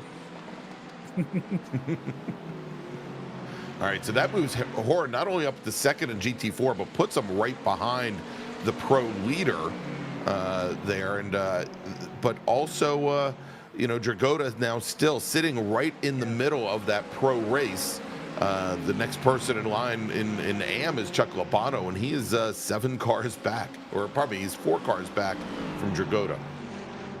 Yeah, the other one I'm looking for in this pack, here is going to be Justin Ream. Remember, he came in as the points leader. We'll get to him a little bit because we're going to go check the replay here on Jeff Jacobs, who was given that penalty. You see him going into 1 here on this restart. And he gets into the back of Ford right in the big back time. Kevin Ford, yeah. Ooh. Just punted him right off the outside. There's Brockway stop there, so yeah, probably deserving a bit of a penalty there. There's Brennan Horn now rounding his way, but that's the guy, Justin Ream. Talk about giving the golden opportunity here after starting from the back of the field and serving a drive-through penalty. This is Jacques Villeneuve, 1990, whatever it was, Indy 500, where he was given a 2-lap penalty and able to come back and win this thing. Ream able to overcome penalties with a little bit of a luck of a yellow full course. And look at this, sitting here in this 5-car train, he might be the fastest of all those 5. Do you like that little 30-year-old reference? Yes. Our listeners, Succo reference. All of our listeners either are so happy for reference like that, or we just lost them. just saw the viewer count drop by like 30. Stubby knows the reference, I'm sure. I hope. So Ream here with a similar McLaren in front of him there with Schwenkler, and Ream going to try and outbrake him into 5. Wow. Pretty. Yeah, Schwenkler didn't give him much room there, but Ream makes it work. And now he's got the AM leader in front of him, and that's Dragoda. And then, cannot believe this from Ream, that he can start at the back. He is up 21 spots on this field since the start of the race.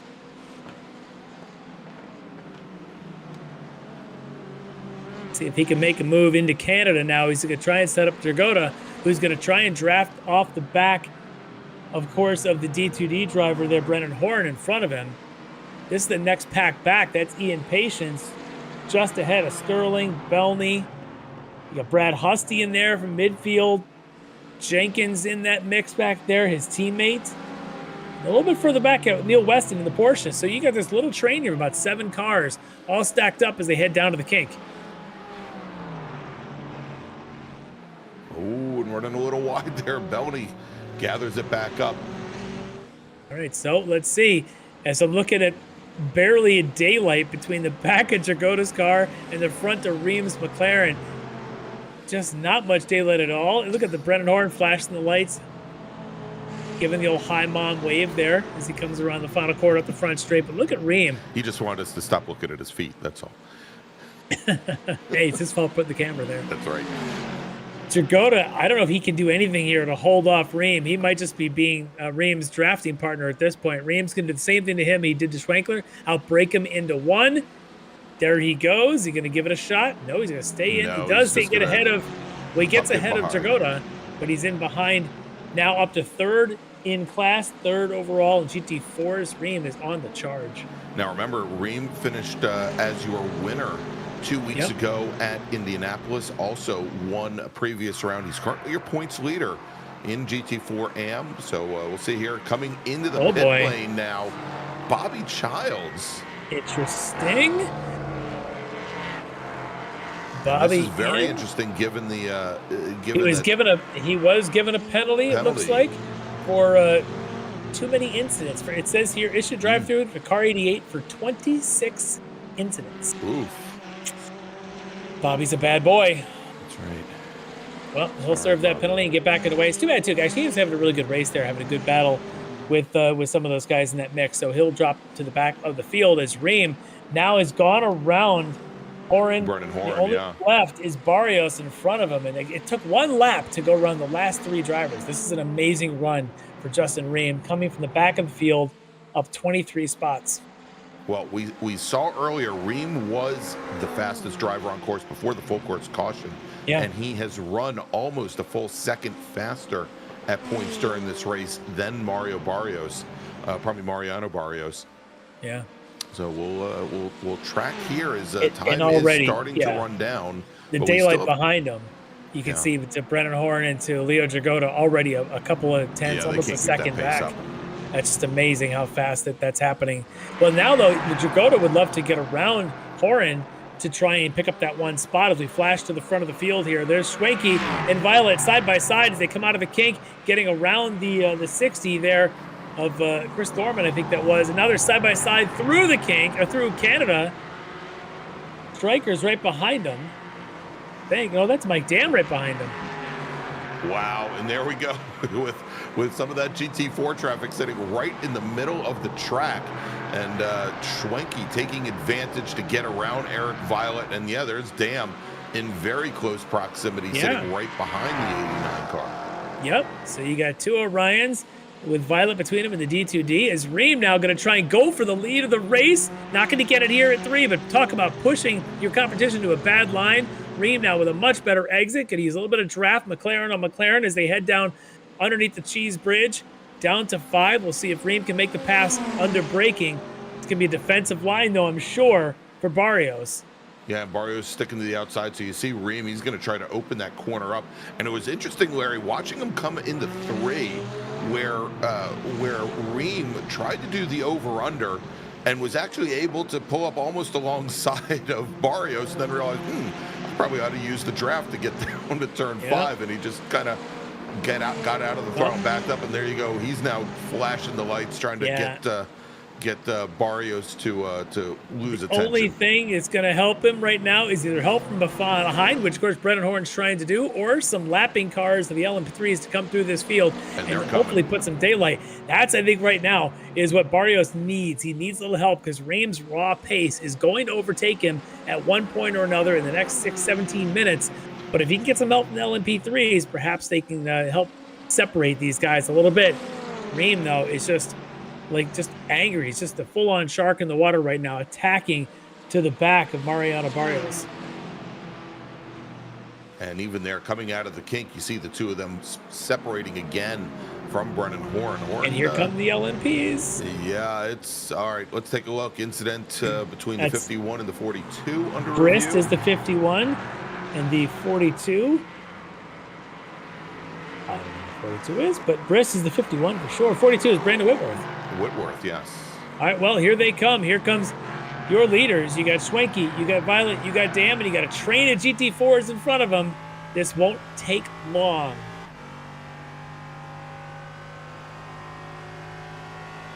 And we should note also as the LMP3 cars came out of 14, they were just getting by Labano, Brown, and Patience again. Those 3 drivers still fighting it out for second in GT4 AM. Well, here they come as Barrios still continues to hold off Ream as they go nearly side by side in the 3. But here comes Schwenke. There's a new shark in town, and it's an LMP3 with, of course, got Violet and Dam right behind them. And look at now, the 2 McLaren side by side. Brennan Horn's going to move over. Larry. Yep, Horn's going to move over. They're going to go 3 wide. The 2 LMP3s are going to come through. Barrios is going to stick to the inside. Ream's going to be on the outside. Oh, no. Oh, no. That's your leader. As Schwenke and Violet get together, get turn number 5, Schwenke goes backwards, and we saw where Ream had to just stand on the brakes to keep from getting into the sliding LMP car of Schwenke. Well, and that, oh, wow. Yeah, I was saying that's what That's what Barrios needed. Well, I'm not sure he needed all that, but he got a little bit of help. He's got a half a second of daylight on Horn. Reams now shuffled back to third as there's still an LMP3 between them. I think that's Dam, or is that still Schwenke that got between them now? I'm fairly certain that's the blue and yellow one. I think that's Schwenke. Yep, unbelievable. As that just sort of broke things up. Schwenke's got some work to do. He's actually fallen behind all of this. He's now 6 seconds back from Eric Violet, who's got the LMP3 lead. So I think that's Dam. That could be Schwenke and Hartley, actually, on the two Orions there, 4th and 5th going through. Strikers is out in front of them. Dam and Violet now are the 1-2 in the LMP, so they're probably heading up the Road America straight at this point. There was Dam right there just coming through Bill Mitchell ahead of these I think that was Strikers. Oh. Yep, he's also got a similar, that lime yellow on the side of it. Yeah, the SRT eSport machine. Yeah, and he's 4 seconds back from Mike, Dam, and Violet. That's how well things got separated in that incident there in turn 5. All right, so Larry, let's take a look. And I said it could get ugly going down in the 5. So he's on the right side. He's got the two McLarens just to his left. He's got the one similar car behind him. I'm wondering if Violet might have tapped in behind him, or perhaps I'm positive that there was contact there. Maybe Lee, if we could take a look at Violet. Yep, here we go. Right there. He does. It's Violet gets to the outside just behind him. I couldn't quite tell if Schwenke was just sort of in front of him and maybe thought he was clear on the right, but either way, there was definitely contact between Schwenke and Violet. Yeah, and the GT4 leaders just had to stand on the binders as the two LMPs were sliding around in front of them.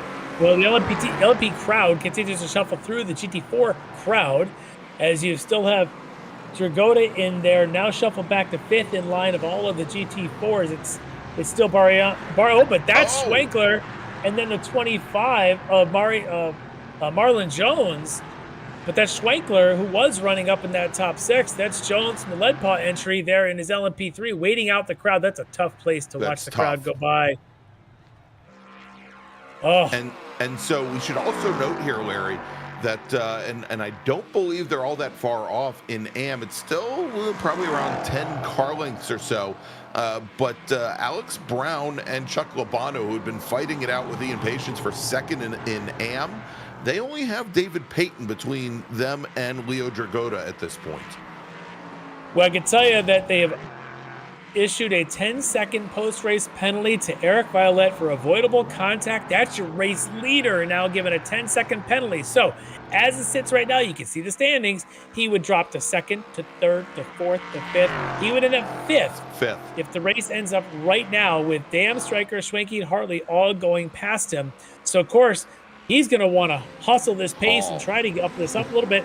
Dam is going to probably want to slow it down because it helps his teammates, Schwenke and Hartley, if he could stay within 10 seconds and push that down. The other review that's going on is between the 13 and the 97. And the 13, I believe, is Baron Glover. And the 97, I was trying to find out who the 97 was. Aaron Beaver. That's also under, and they're going to give a penalty to the 13 of Baron Glover for that one as well. Same thing, 10 seconds post-race. All right, and so here, if we jump to the battle now for the lead in GT4 Pro, Justin Ream again gets around Brennan Horan as we've got a driver off on the inside, and I think that's Bruce Jackson that just went off on the inside of turn 1. And going down into the lead, if he can hold it, it is Justin Ream, your new leader in GT4. It is, and just for a second here, we'll see if he's able to hold it, is that LMP3 goes down the inside, but a great move. Ream from the back to the front, 24 positions later. He is your new leader in GT4, and he's got still traffic. He's got to work his way through there. As he's got to make sure they don't come into him. He's trying to just avoid any contact with these LMP3 cars. Not sure which ones those are. The 58, that's Joe Hutchings. He's going through. In front of him was Bruce Jackson. Ream's flashing the headlights at them. like the get out of the way. He's got a Bobby Childs right now also between them. Bobby's got his teammate right behind him, Brennan Horan. Brennan's going to try and follow Bobby out of turn 8. Maybe get a run and keep up with Barrios. Because, again, I don't think Brennan's out of this thing yet. He's got a little damage on the front of that car, but he thinks at least a podium for sure. But he's thinking maybe the win is within reach.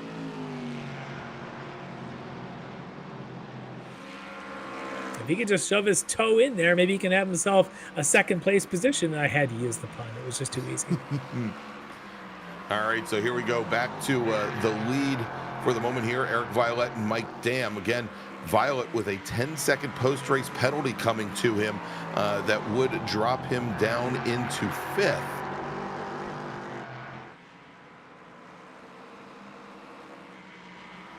And then a penalty issued. That's Schwenkler. Yeah, that's Schwenkler now as well. So lots of penalties issued here as there's been a few incidents. Sometimes they say yellows breed yellows. Well, that maybe was what's happening there. And so they are going to give Schwenkler a drive-through penalty. At this stage of the race, interesting to give a drive-through with contact. When everybody else is getting time penalties, yeah. Yeah, and Marlon Jones was, of course, the 25. We saw that happen on there at turn 5. So, yeah, interesting that's a drive-through and not just and maybe because they weren't in the same class. I will begin to understand that. It's but possible. We're already seeing here, Larry, where Ream is starting to stretch out the advantage over Barrios. That last time by. You said it earlier. Ream's pace. Yeah, he's turned laps almost a full second faster than anybody else in this field. His fastest lap of the race is 13.6. The next fastest lap by anyone is a 14.4 by Barrios. Yeah, and that last time by 0.7 of a second. Schwenkler had a 14.3 at some point in the race. So, yeah, he's some amazing pace for Ream tonight. Has done a fantastic job. Got a little bit of luck with the full course yellow, but he's taken that every advantage he could from it to get right back to the front of this field. Awesome job for Justin Ream. We're not done yet. We still have a little bit less than 10 minutes remaining here at Road America, so we'll continue to watch. Given what's transpired, Larry, in the last 4 or 5 minutes. Yeah, exactly.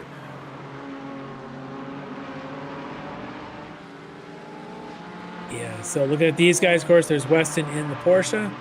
Right in the middle of this, Chris Thorman, and Bellamy behind him, Russ Ruddick. Just a little bit further back down the order. I think right behind them might be a lapped car. I'm trying to see if that is Maxwell at the back of this train. It is Dale Maxwell. Yeah, Maxwell. Haven't seen too much of him. He has a lap down, but good to give him a chance there as he's in a good little scrap, even if he has a lap down from them. He's got a nice camera setup, so we got to give him the love for that.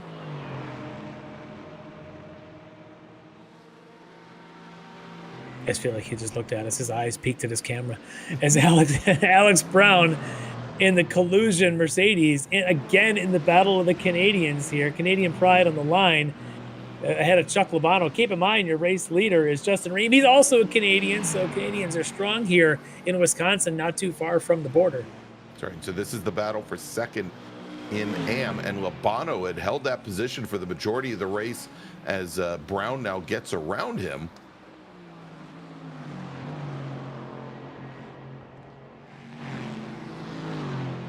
Mercedes still showing they've got some pace in them. Everybody thought perhaps that the Mercedes maybe isn't going to be the quickest one. These McLaren's got some pretty good speed, but the Mercedes still showing themselves to be a contender.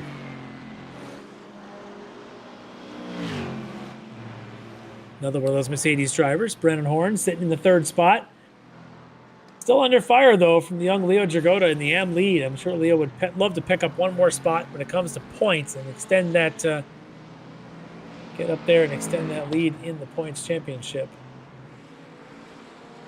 As he comes in with just a 9-point lead on Chuck Labano, and we just had the camera on Labano back there, currently 3rd, with Brown in 2nd. Yeah, and there they were. They're about 4 seconds back, I think, Larry, from Dragotta at this point. Of course, they do have David Payton's Pro D2D machine sitting between, but I think the more that these two fight it out for second, the safer Leo Dragotta is going to feel. Yeah, possibly. Of course, Ian Patience back there would love to get little bits of scraps if you guys were to have any kind of issues. Patience just about 4 seconds back with John Sterling. Both of them 4th and 5th in the AM standings right now.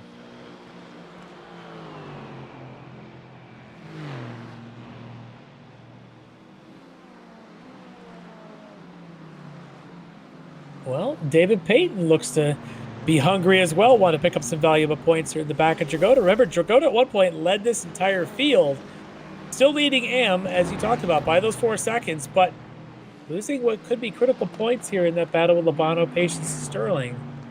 So Dragotta wants to... John Casey pull off to the side coming out of Canada corner to let our leaders through.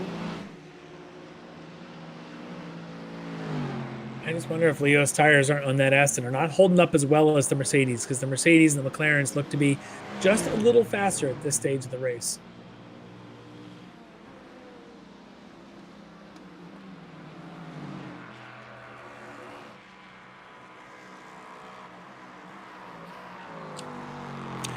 Striker's got to be thinking the old what if as well. I remember he was right in that mix with Violet, Dam, and Schwenke.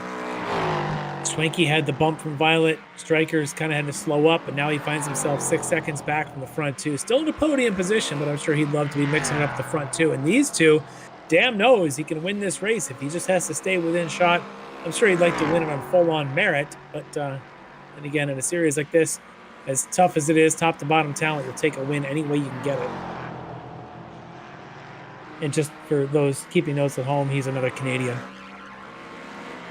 You know, Canadians doing very well here tonight. And so, Larry, I'm looking at the LMP3 gaps right now, and Robert Hartley just now pulled within about 9.6, 9.7 seconds. He had been sitting out just outside that 10-second margin that Violet needs, and that would be the difference between Violet finishing 4th and 5th. But again, Hartley now pulling to within 9.7 seconds. We'll see how things continue on here, but Hartley's been falling a little bit further off the pace again, not be able to keep up the pace of his teammate Schwenke. Well, the critical piece, of course, is the 10-second penalty coming to Violet. So the good team thing to do would be if Mike Dam were to pressure Violet into some bad lines here and there, allowing Schwenke and Hartley to stay under that 10 seconds before this thing strikes midnight on this race. So we'll see what happens there, as Dragotta now is caught back up to... Oh, no, sorry, he's lost that spot just there to Peyton. Yeah. So Dragotta's car, although they're both Astons, doesn't seem to be as quick here at this stage as it was early on. So I wonder if his setup's seeing some more front tire wear. Maybe he pushed his tires a little bit too much, as Violet now gets overtaken by Mike Dam. Yeah, I'm not sure. I'm not sure what happened there, unless maybe Violet is trying to save some There is some traffic around. Well, so we'll see if perhaps there's a replay worth seeing. We'll let Lee let us know. All right, so nothing so far, as Dam right now has the lead. Violet's going to drag race him up the Road America straight with about 3 minutes to go. Oh, 2 minutes. We'll call it 2 laps with the way things are going. Well, and Larry, this is exactly what you were talking about as far as Violet now just goes back to the lead. Now, remember, we are starting to see a number of drivers come down the pit lane. This is interesting. Yeah, we thought that the majority of the GT4 cars, if we had gone the full length without a caution, would need a second pit stop. And I think we're starting to see a lot of drivers come in for that last splash of gas that maybe they thought that they would make it. And not so much. We'll see what happens at the front of the field, whether or not Barrios and Horan, and actually I'm looking for Ream, because I'm not seeing Ream at the top of the leaderboard. He's in 4th. He did stop for his pit stop. We'll see if Barrios can make it to the end. I wonder if that's also what Leo Dragotta was doing, is if he was just watching his fuel, doing a little bit of a lift and coast going into the corners. Barrios may have to do the same thing. This ends up becoming a bit of a fuel attrition here at the end. And this will be an interesting finish. Remember, when Violet and Dam cross-start finished, there was about 2 minutes and 10 seconds left, which means you're basically getting about 20 seconds of overlap, causing another lap in this field. So that may be also what's triggering some of these folks to suddenly have to change their course, realizing the leaders are going to get the extra lap tonight. So that, of course, is the 2 D2D boys. There are 2 of them with Peyton. And then, of course, his teammate Brennan Horn. They're running 2nd and 3rd now, with Ream having dropped back. Let's see if Barrios does. Does he come down the pit lane? No, he's going to stay out. Now, where are the overall leaders? As lots of things are happening. The 2nd and 3rd place are on their way in. Horn and Peyton. Yeah, Horn and Peyton now onto the pit lane. That is now going to move. White flag. There's the white flag. So if those guys could have made it one more lap, I'm sure they would have. That's white flag coming out. Eric Violette with 1 lap to go, 9.3 seconds ahead of 5th place. So Violet could end up in 5th if this thing finishes as it is right now. And look at the GT4s. It's a train of them coming in. They're all coming in. And so Reem is still out there as we follow him. He's now going to move up to 2nd in Pro. And then the question is whether Barrios can make the last lap. And Larry, it looked as though he was a bit off the pace coming out of 14. He's got a 28-second buffer. He just has to get to the finish because the leaders overall are going to pass him. There they are. So he knows this is it. He should know by now. This is last lap. He never saw a white flag. He won't see one.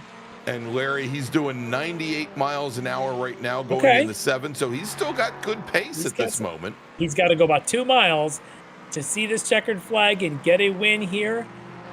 Nothing is said. Nothing's done until it's over, until the checkered flag waves and you go past the stand. Remember, the starter stand here is a long uphill, which has ended many a race for a lot of drivers who've run out of fuel. You don't really coast up a hill. Also keeping an eye on Violet's gap to Schwenke and Hartley, just creeping up to the 10-second barrier, and Violet has to know it. So does his rivals, Schwenke and Hartley. Dam fading back a bit, though, perhaps knowing it, and also maybe doing his own fuel save at the end of this thing. Barrios still appears to be on pace. Hartley just dropped more than 10 seconds off. Did. Oh, a little bit of a rough exit for Violet. Is that going to hurt him a little? We'll see what it looks like. He's going to win this race. And here he comes up the hill, Larry. And so Eric Violet, he's going to take the win on track. He has a 10-second penalty coming to him. Mike Dam crosses the line. He will be your winner here in LMP3. Strikers crosses the line, then Schwenke, Hartley at 10.1 seconds. So that should demote Violet to 4th position, and Hartley will still finish in 5th. In GT3, or probably GT4 Pro, Mariano Barrios, he does make it all the way around on that last lap. He's going to be your winner, with Leo Dragota taking the win in GT4 AM. And what a run, though, for Justin Ream. From the back of the pack to the front to the back and back into 2nd position. I'm sure he thought maybe he had this under control, but Justin Ream will finish 2nd in GT4 Pro. Oh, David Payton, Brennan Horan may not make it to the finish. He's got to make that hill climb without enough fuel, it looks like. Yeah, and that splash at the end, not enough. And so David Payton will finish 3rd in Pro. And we may see, unfortunately, Brennan Horan fall back through the field here. What was Jacobs, a very good run for him. Same thing for Jacobs. Looks like he may be out. And there you go. Brennan Horan is going to stop at the bottom of the hill, out of fuel. Russ Roddick's going to come through. Looks like he'll take 7th in the AM category. And so, Larry, let's take a look at AM. As we've got drivers that are having their own fuel issues. I believe Alex Brown will finish, and I'm showing here on our timing and scoring Brown. There he is. Alex Brown will finish 2nd. Chuck Labano will come home in 3rd. Was not able to get around him. The difference at the line was almost 3 seconds. And then finishing just off the podium in AM will be Ian Patience. Oh. And your heart has got to go out there to the D2D driver, just sitting there. Brennan Horn unable to get up the hill. It's just unbelievable. They just can't quite make it. Who's that stopped at the top of the hill? Let's see. But either way, it is a crazy finish to a crazy race. That Mike Dam is going to get the win. Mariano Barrios is going to get a win. And, of course, Leo Dragota chalking up another win in AM category. That was a fun one. It was. All right, so, Larry, let's do this. Let's take a quick little break, and then we will come back and interview some of our podium finishers here from Road America, where you've just seen round number 4 of the Extreme Motorsports Ricmotech Sports Car Series presented by Performa Elite. We'll be right back.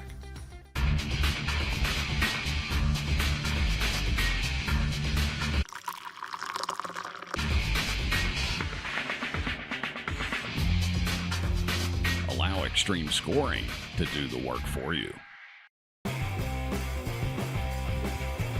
Ricmotech high-performance sim racing equipment. Whether you're just looking to have fun, train for race day, or become a serious esports competitor, Ricmotech has you covered. Hundreds of name brand parts. Support from experts that love sim racing. Trusted by the pros. There's only one place to go, Ricmotech.com.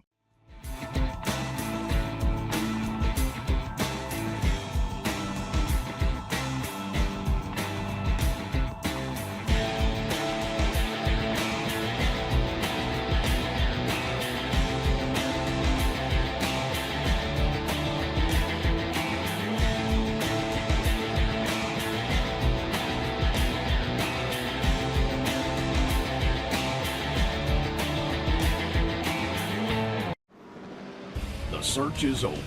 The most comprehensive league scoring solution is here, with the ability for multi-level championships, custom incident tracking, post-race time penalties, support for heats, drop weeks display, multi-car team scoring, advanced web widgets, rookie championships, a custom paint system, and load those results in seconds. Visit extremescoring.info today. And welcome back to Road America, where we've just witnessed, well, a very interesting, Larry, finish to round number 4 of the Sports Car Series. Let's take a look at the finish again in LMP3. We're showing Eric Violet as the winner. He did have a 10-second post-race penalty assigned, which should drop him back to 4th position. There. So Mike Dam, he will be your winner. Kyle Stryker's second. Travis Schwenke will finish in 3rd. In GT4 Pro, Mariano Barrios is your winner, with Justin Ream finishing 2nd. David Payton from D2D finishing in 3rd. And in AM, it's Leo Dragota, your winner, with Alex Brown finishing in 2nd, and then Chuck Labano finishing 3rd. And that was a great race between Brown, Labano, and Patience as well, until I guess the coming out of that full course caution actually broke things up a little bit for them. But that was a wonderful race to watch as well. So let's do this. I think we've got some of our, well, I thought we had some of our podium finishers waiting. Maybe they're all trying to figure out what the heck the deal is. The drivers are out of gas, just like their cars, and decided they don't want to say, we might have one waiting for us now. I think it's a very excited Mariano Barrios. Oh, let's do that. Let's bring in Mariano Barrios from Walking Pace Racing, your winner here tonight at Road America. Mariano, GT4 Pro. Unbelievable race.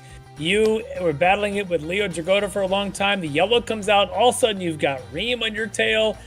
How close to empty were you when you saw a checkered come out? I had about 0.3 of a gallon left. So it was pretty tight, enough to make it back around, but the safety car definitely worked out in one way. I thought Justin had me, but thankfully he ran out of gas. Yeah, unbelievable race though. Yeah, I couldn't believe that. So many times, your great defense on him for as long as you could, and then of course the LMPs come through. Did you see the wreck of the LMPs right in front of you guys? Did you think you were going to get tangled there in 5?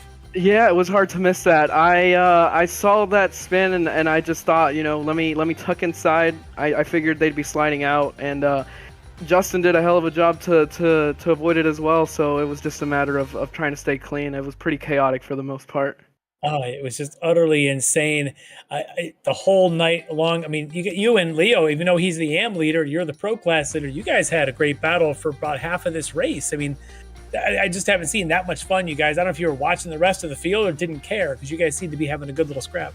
Yeah, he had some great pace in the beginning. I mean, even to the end, I think I focused on saving a little bit of gas, which definitely worked out a little in the end, because that got me over the line. But he had a ton of pace, and I was watching Brennan in the back because he wasn't letting me breathe either. So it was just a really fun race.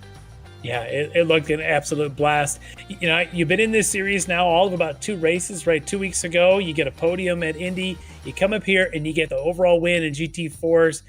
You got to be absolutely stoked about how this series has gone for you so far. Yeah, extremely happy. I think the championship's going to be hard to win because I did miss 2 races, and we only dropped 1. So, I'm just going to fight for the best results and try to score another win if I can. Well, awesome job.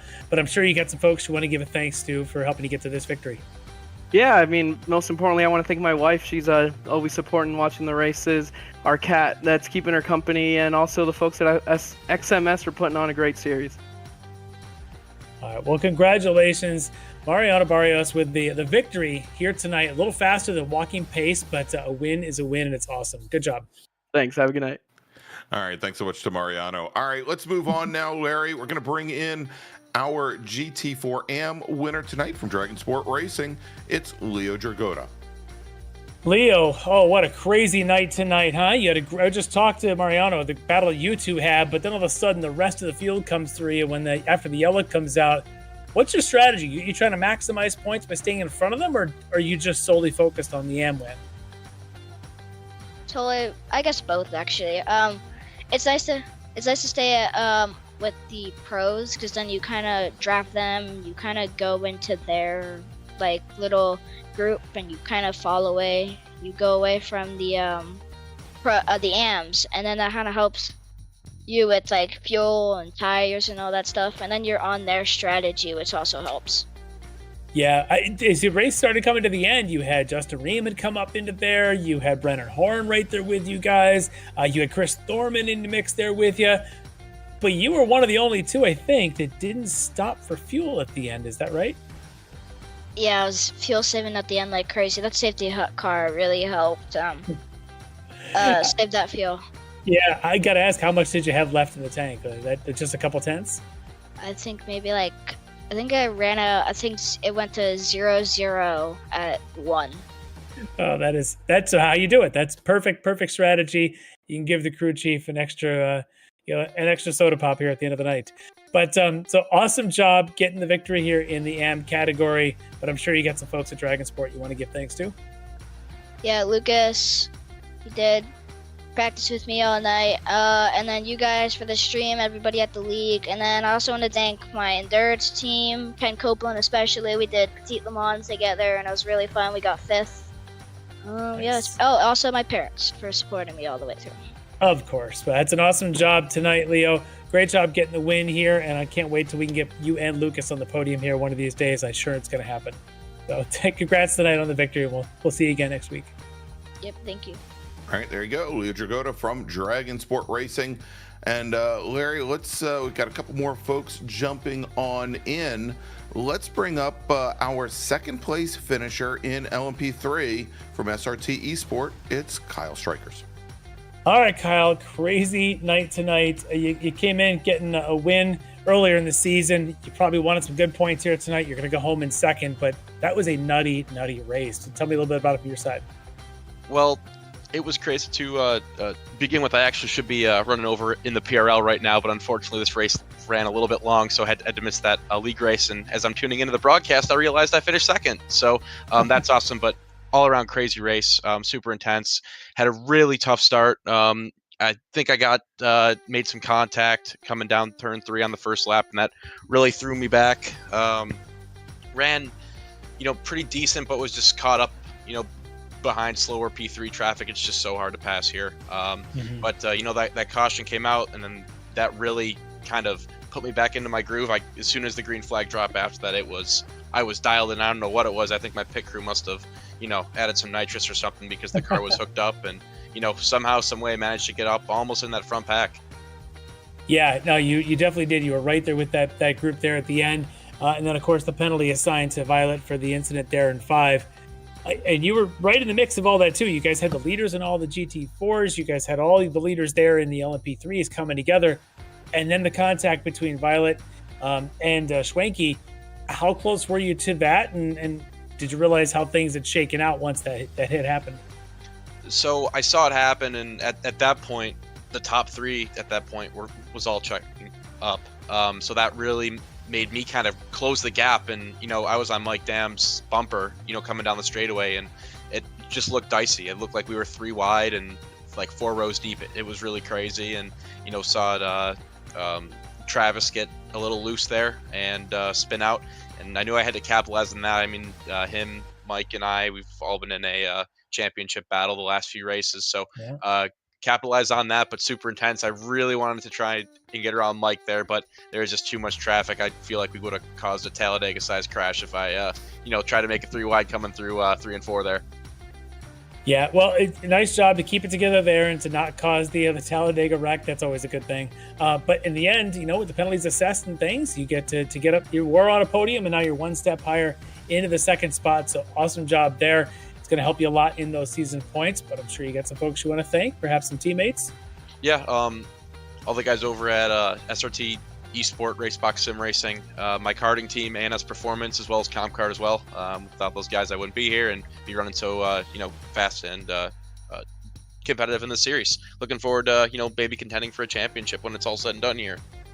ComCard, I thought I recognized that color scheme. Well, congrats on the podium here tonight, and we'll see you again in a couple weeks. Thanks, guys. Appreciate it. All right, there you go. Kyle Strikers from SRT Esport finishing second tonight in LMP3. And let's bring in, Larry, our LMP3 winner tonight from Orion Racing. It's Mike Dam. All right, Mike, that was a crazy race top to bottom. You go from at one point, fighting for the lead, back a bunch of spots, back up to fighting for the lead, and in the end, you get the win. Are you recovered yet? How does this one feel? Yeah. That feels good. I think this is my first P3 win. So, no, that was a crazy race. Lots of back and forth. So hard to predict with the traffic and the caution. Like, oh man, I don't even know how I came out on top of that one. Yeah, it was absolutely nuts. There was the accident there after the yellow flag was cleared. That you had a bit of a penalty assessed, so that got you back up to the front, but. You found some good pace, especially the second half of that race. To stick up there, Violet was fast. Obviously, Travis seems to be fast every single week in these things. But you get yourself in a good position to get this victory. But just chaos, it seems, sometimes that these cars, GT4s, LMP3s, when you come together, it's not the same closing speeds as we would see in like the GTPs. But boy, I don't know if it's just the apex speed differences between these things. Makes it interesting watching these mix. Yeah, absolutely. Eric was real quick.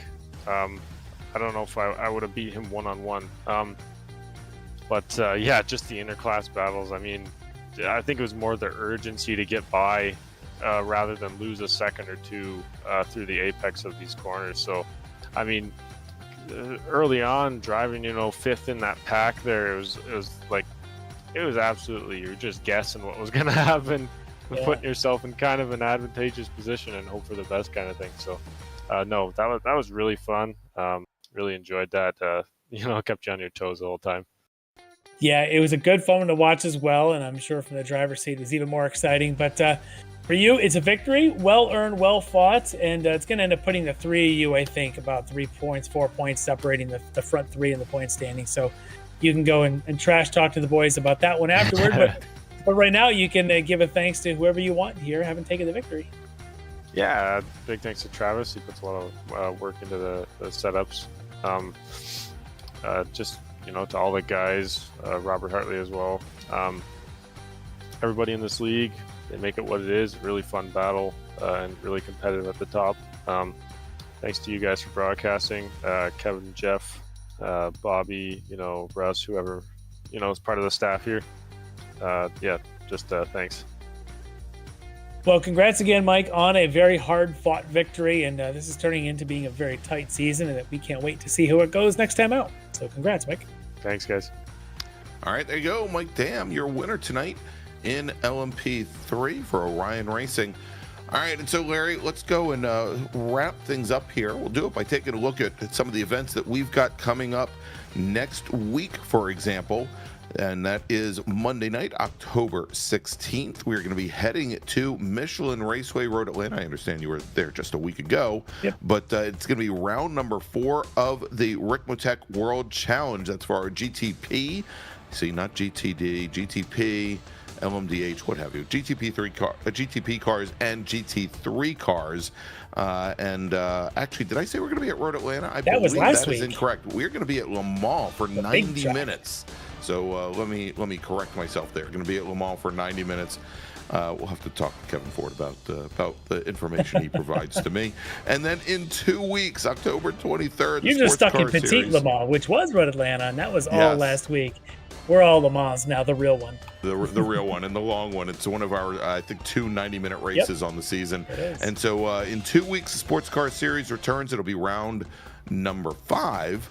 And that is going to be at the home of the United States Grand Prix, Circuit of the Americas, for a 60-minute battle. Again, our GTP, or probably our LMP3 and GT4 cars. And then finally, coming in January, the return of the Touring Car Cup for the MX-5 Cup cars and GR86 Cup cars.